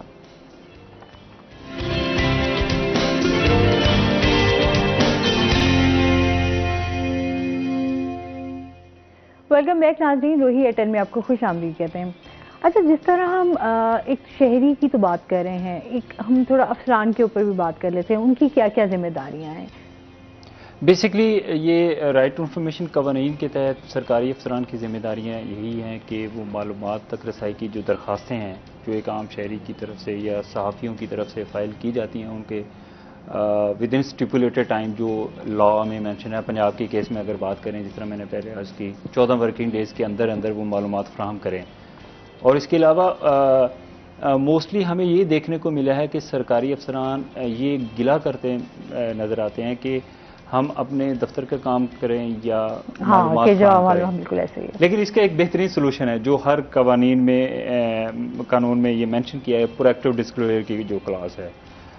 If I am not wrong, Punjab के लॉ के सेक्शन 4 में ये उनकी जिम्मेदारी दी गई है कि वो अपनी वो हर मालूमात वो प्रोएक्टिवली वेबसाइट के ऊपर डाल दें। सही। क्योंकि कानून के मुताबिक जो ऐसी मालूमात जो ऑलरेडी वेबसाइट पे या किसी नोटिस बोर्ड के थ्रू पब्लिकली शेयर्ड है तो वो नहीं मांग सकते। अगर वो मांगते भी हैं तो सिंपली उनको लिख के बता दें ये मालूमात हमारी वेबसाइट पे पड़ी हुई है, आप वहाँ से ले लें। सही। तो मतलब उनका बर्डन भी कम हो जाता है। जी। अच्छा, जो पंजाब इंफॉर्मेशन कमीशन का इस कानून के नफाज में क्या किरदार है? बेसिकली पंजाब इंफॉर्मेशन कमीशन एक अपैलेट बॉडी है, एक इंडिपेंडेंट बॉडी है। ठीक है। जब किसी इदारे की तरफ से उनको मालूमात नहीं दी जाती तो वो शहरी वहाँ पे उनको शिकायत करता है कि मैंने फ़लाँ फॉर एग्जांपल डीसी मुल्तान से मालूमात मांगी थी, उनको मालूमात नहीं दी गई, 14 दिन गुजर गए हैं, मुझे मालूमात लेने में मेरी मदद की जाए। ठीक। तो वो उनको नोटिस भी भेजते हैं, समन भी कर सकते हैं, इवन फाइन जुर्माना भी कर सकते हैं। सही है। तो उस ऑफिस को, उस ऑफिसर को कि आप मालूमात दें। पंजाब शफाफियत और जो आर्टिकल 19 है जो शहरी को ये बुनियादी हक देता है कि वो मालूमात शेयर करें, हाँ, अगर वो प्रोएक्टिव एग्जेम्पशंस में नहीं आती, मतलब ऐसी मालूमात में नहीं आती, उसमें भी एक प्रोविजन है कि अगर वो मफाद आमा में ज़्यादा ज़रूरी मालूमात हैं, कमीशन फैसला करता है, उसको बोलते हैं हार्म टेस्ट, कमीशन फैसला करता है, तो वो भी मालूमात वो शेयर करने के पाबंद है। सही। तो बेसिकली कमीशन का ये रोल है। फिर कमीशन का ये भी रोल है कि वो सरकारी इदारों की वो कैपेसिटी बिल्ड करें, इसके हवाले से आम शहरियों में ये मालूमात की आगाही दें कि आपका ये राइट है, आप इसको एक्सरसाइज करें, आप ट्रांसपेरेंसी और अकाउंटेबिलिटी में अपना जो रोल है वो एक अच्छे शहरी होने का सबूत दें, वो परफॉर्म करें। सही। और उस हवाले से भी ये पंजाब इंफॉर्मेशन कमीशन का रोल है। ठीक है। और फिर अगर सरकारी अफसरान जो है वो नहीं रिस्पॉन्ड करते, देन आइन और कानून जो है वो क्या, उसकी क्या है? वो जो पंजाब शफाफियत और मालूमात तक रसाई का कानून है, उसके मुताबिक वो जितने दिन वो मालूमात नहीं देते, उतने दिन की डिले पे, जितने दिन उन्होंने डिले किया, उसके एक दिन के डिले पे 2 दिन की सैलरी वो डिडक्ट करने का जुर्माना आयद कर सकते हैं। सही। अगर कहीं पे किसी ने रिकॉर्ड को ज़ाय कर दिया तो उस पर कुछ कैद भी है। मतलब एक सरकारी अफसर के लिए ये बहुत बड़ी सज़ा होती है, चाहे वो फाइनेंशियली हो या वो कैद की सूरत में हो। तो वो पंजाब इंफॉर्मेशन कमीशन जो अपैलेट बॉडी है, उसके पास सिविल कोर्ट के भी अख्तियार आते हैं, वो समन भी कर लेते हैं, तो वो इसको इम्प्लीमेंट करवाने के पाबंद है। अच्छा, कोई इस तरह का केस, कोई इस तरह की मिसाल जो आप समझते हो, शेयर करना चाहते हैं? बिल्कुल। मैं एक प्राइमरी स्कूल टीचर थे डिस्ट्रिक्ट विहाड़ी से, उन्होंने कोई हमारी ट्रेनिंग अटेंड की, उनकी कुछ अरसे से प्रमोशन नहीं हो रही थी। तो एक सीनियरिटी लिस्ट होती है सरकारी इदारों में, नो डाउट आपको पता होगा। तो उन्होंने कहा जी मेरी सीनियरिटी लिस्ट दे दें, अपने ईडीओ, उस टाइम एग्जेक्टेड डिस्ट्रिक्ट एजुकेशन ऑफिसर होते थे, अभी तो सीईओज हैं ना, तो अपने ईडीओ यानी कि अपने अफसर से पूछा कि मेरी जो सीनियरिटी लिस्ट है वो मुझे उसकी सर्टिफाइड कॉपी दे दें। सही। तो वो क्योंकि अफसर थे तो उन्होंने बड़ा बुरा मनाया, बल्कि उसको मालूमात देने के बजाय उसकी इंक्वायरी लगा दी। यार ये भी बात बड़ी बुरी लग जाती है ना कि अच्छा हमसे पूछा क्यों या हमें कहा क्यों? मतलब वही ना जो मैंने पहले अर्ज किया, वो कॉलोनियल जो माइंडसेट है कि हम ये क्यों दें, हालांकि वो बुनियादी मालूमात वो आम शहरियों के, दे आर ओनली कस्टोडियंस। बिल्कुल। तो उन्होंने वो कंप्लेन की कमीशन में, कमीशन ने फिर वो ज़ाहिर वो प्रोसीडिंग वगैरह, उसमें थोड़ा सा टाइम लगा, पेशेंस रखना पड़ता है एप्लीकेंट को, और उसका प्रॉपर फॉलो अप करें एप्लीकेशन का। तो उन्होंने ना सिर्फ ईडीओ को फाइन किया, उनका ट्रांसफ़र भी किया, और उस शहरी को, उस टीचर को वो डॉक्यूमेंट की बेस पे उसकी प्रमोशन हुई, जो कि काफ़ी अरसे से रुकी हुई थी। और केपी में भी इस तरह की एक बेहतरीन एग्जांपल है। एक स्टूडेंट है, जिस तरह हम अभी अनएम्प्लॉयमेंट की बात हो रही थी थोड़ी देर पहले, तो वहाँ पे एक स्टूडेंट ने अप्लाई किया है किसी जॉब के लिए, तो ही वाज प्रेटी श्योर कि उसकी जॉब हो जाएगी, मतलब वो कॉम्पिटेंट था, उसका टेस्ट बहुत अच्छा हुआ था, उसका इंटरव्यू भी बहुत अच्छा हुआ था, लेकिन कुछ अर्सा के बाद वो पोजीशन दोबारा अनाउंस हो गई थी। तो उसको डाउट हुआ कि यहाँ पे कुछ गड़बड़ है। हाँ। तो उसने वो मेरिट लिस्ट मांगी कि किस बेस पे जो आपने बंदे रखे हैं, या ये प्रोसेस मेरा नहीं हुआ तो किस बेस पे मुझे उसकी सर्टिफाइड कॉपी फराहम की जाए। तो उसको वो कॉपी नहीं मिली, फिर वो उसी तरह कमीशन में गया, देन कमीशन में वो कॉपी लेके दी। जब वो उसके पास वो डॉक्यूमेंट आए तो he was on the top of the list ना। अच्छा। उसकी बेस पे उस स्टूडेंट की जॉब हुई। केपी इंफॉर्मेशन कमीशन की वेबसाइट पे अगर वो देखे सक्सेस स्टोरी में, और भी बहुत सारी ऐसी एग्जांपल्स हैं, मुल्तान की भी एक एग्जांपल है, वो भी मैं इंशाल्लाह शेयर कर सकता हूँ। वही ना, अभी जो आपका सही, वो कहते हैं ना, आपके जो हक है उसका अगर सही इस्तेमाल किया जाए तो उसके फायदे तो हैं, लेकिन बात वही आ जाती है कि जो हमारे कानून हैं, जो आइन बना दिए गए हैं, अगर हमारे इदारे उसके ऊपर अमल दरामद करना शुरू कर दें और सही से रिस्पॉन्ड वक्त पे चीज़ें होने लग जाएं तो बेहतरी आ सकती है। जो आजकल हम देखते हैं हमारे मसाइलों पे जो है वो बहुत ज़्यादा बात की जाती है। सही। अच्छा, इसके साथ साथ आपसे ये जानना चाहूँगी, अभी जिस तरह जो हमारे नए यंग शायर भी आ रहे हैं, आप क्या समझते हैं उनमें, वो जो शायरी कर रहे हैं वो कैसी शायरी है? वक्त के साथ साथ वो अच्छी है, लेकिन उस शायरी की उम्र लंबी नहीं है। आप एक लफ्ज आपने सुना होगा, सदाबहार गाने। तो आज भी हम पुराने गाने सदाबहार हैं, बड़े शौक से हम सुनते हैं, ठीक है जी। तो नए लिखने वाले और नए गुलकार भी आए हैं, लेकिन वो दुनिया की भूल भुलैयों में गुम होकर रह गए हैं, लेकिन अभी तक नाम जिंदा है जिनका, उनका जिंदा है। कई मेल अपना गुलकार हैं, फीमेल गुलकारा हैं, उनके नाम जिंदा हैं। तो जो नए लिखने वाले हैं बस वो इसी तरह की शायरी करते हैं कि पंखा चल रहा था, चिड़िया उड़ रही थी, चाय का कप मेरे पास है, उसकी याद सता रही थी। मुझे नहीं इस बातों की समझ आती ये क्या है। अगर आपने इस तरह का लिखना भी है तो अब चूंकि अच्छा, क्या मैसेज देना चाहेंगे उनको? मैं क्योंकि टाइम भी हमारे पास शॉर्ट है। जी बिल्कुल, मैं उनको मैसेज यही देना चाहूँगा कि अगर आप कुछ तख्लीक करते हैं तो इस तरह की तख्लीक करें। पंजाबी च एक गल आखांगा कि कुछ अशार ऐसे होंगे ने, कुछ गल्लां ऐसियां होंदियां ने ਜਿਹੜੇ दिल ਨੂੰ ਲੱਗਦੀਆਂ ਨੇ, ਤੇ ਜਿਹੜੇ ਅਸ਼ਾਰ ਜਿਹੜੀਆਂ ਗੱਲਾਂ ਦਿਲ ਨੂੰ ਨਾ ਲੱਗਣ, ਉਹ ਗੱਲ ਪੈ ਜਾਣ, ਉਹ ਗੱਲ ਨਹੀਂ ਹੁੰਦੀ। ਗੱਲ ਉਹ ਹੁੰਦੀ ਏ ਜਿਹੜੀ ਦਿਲ ਨੂੰ ਲੱਗੇ, ਤੇ ਜਿਹੜੀ ਗੱਲ ਨੂੰ ਪੈ ਜਾਵੇ ਉਹ ਗੱਲ ਨਹੀਂ ਹੁੰਦੀ। ਤੇ ਸ਼ੇਰ ਤੇ ਗੱਲ ਉਹ ਕਰਨੀ ਚਾਹੀਦੀ ਹੈ ਜਿਹੜੇ सीने ਦੇ ਖੱਬੇ ਪਾਸੇ ਜਿਹਨੂੰ ਅਸੀਂ ਦਿਲ ਆਖਨੇ ਆ, इस पे कुछ असर करे। बाज़ एक इंसान की जुबान से निकला हुआ कोई लफ्ज किसी दूसरे की जिंदगी तब्दील कर सकता है। तो हमें चाहिए कि हम इस तरह की शायरी करें ताकि अवाम और नास पर पॉजिटिव असर पड़े। सही, बहुत शुक्रिया आपका। आप क्या मैसेज देना चाहेंगे हमारे व्यूअर्स को? मैडम, मैं यही मैसेज देना चाहूँगा जो हमारी पहले बात हो रही थी कि लोग इसको फॉलो नहीं करते, कवानीन पे वो यकीन नहीं होता।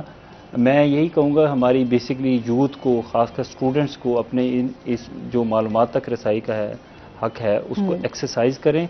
अगर उनको मालूमात नहीं मिलती तो उसका प्रोसेस पूरा करें, और जो ट्रांसपेरेंट और शफाफियत या अकाउंटेबिलिटी का जो प्रोसेस है उसमें अपना एक अहम जो रोल है वो अदा करें, और इस अदा करने के साथ साथ वो इदारों को जवाबदेह बनाते रहें। क्योंकि मालूमात तक रसाई का जो हक है वो बाकी आपके हकूक से, एजुकेशन है, हेल्थ की फैसिलिटीज़ है, उनके साथ जुड़ा हुआ है। तो इसको सब्र के साथ और पूरा प्रोसेस करके उसको इस्तेमाल करते रहें। सही, बहुत शुक्रिया आपका। आप दोनों गेस्ट का बहुत शुक्रिया। इसके साथ ही नाज़रीन, आज का प्रोग्राम यहीं पर ख़त्म हुआ। अपना बहुत सारा ख्याल रखिएगा, दुआओं में याद रखिएगा। इंशाल्लाह ज़िंदगी ने साथ दिया तो मंडे को आपसे फिर मुलाकात होगी। अल्लाह हाफ़िज़।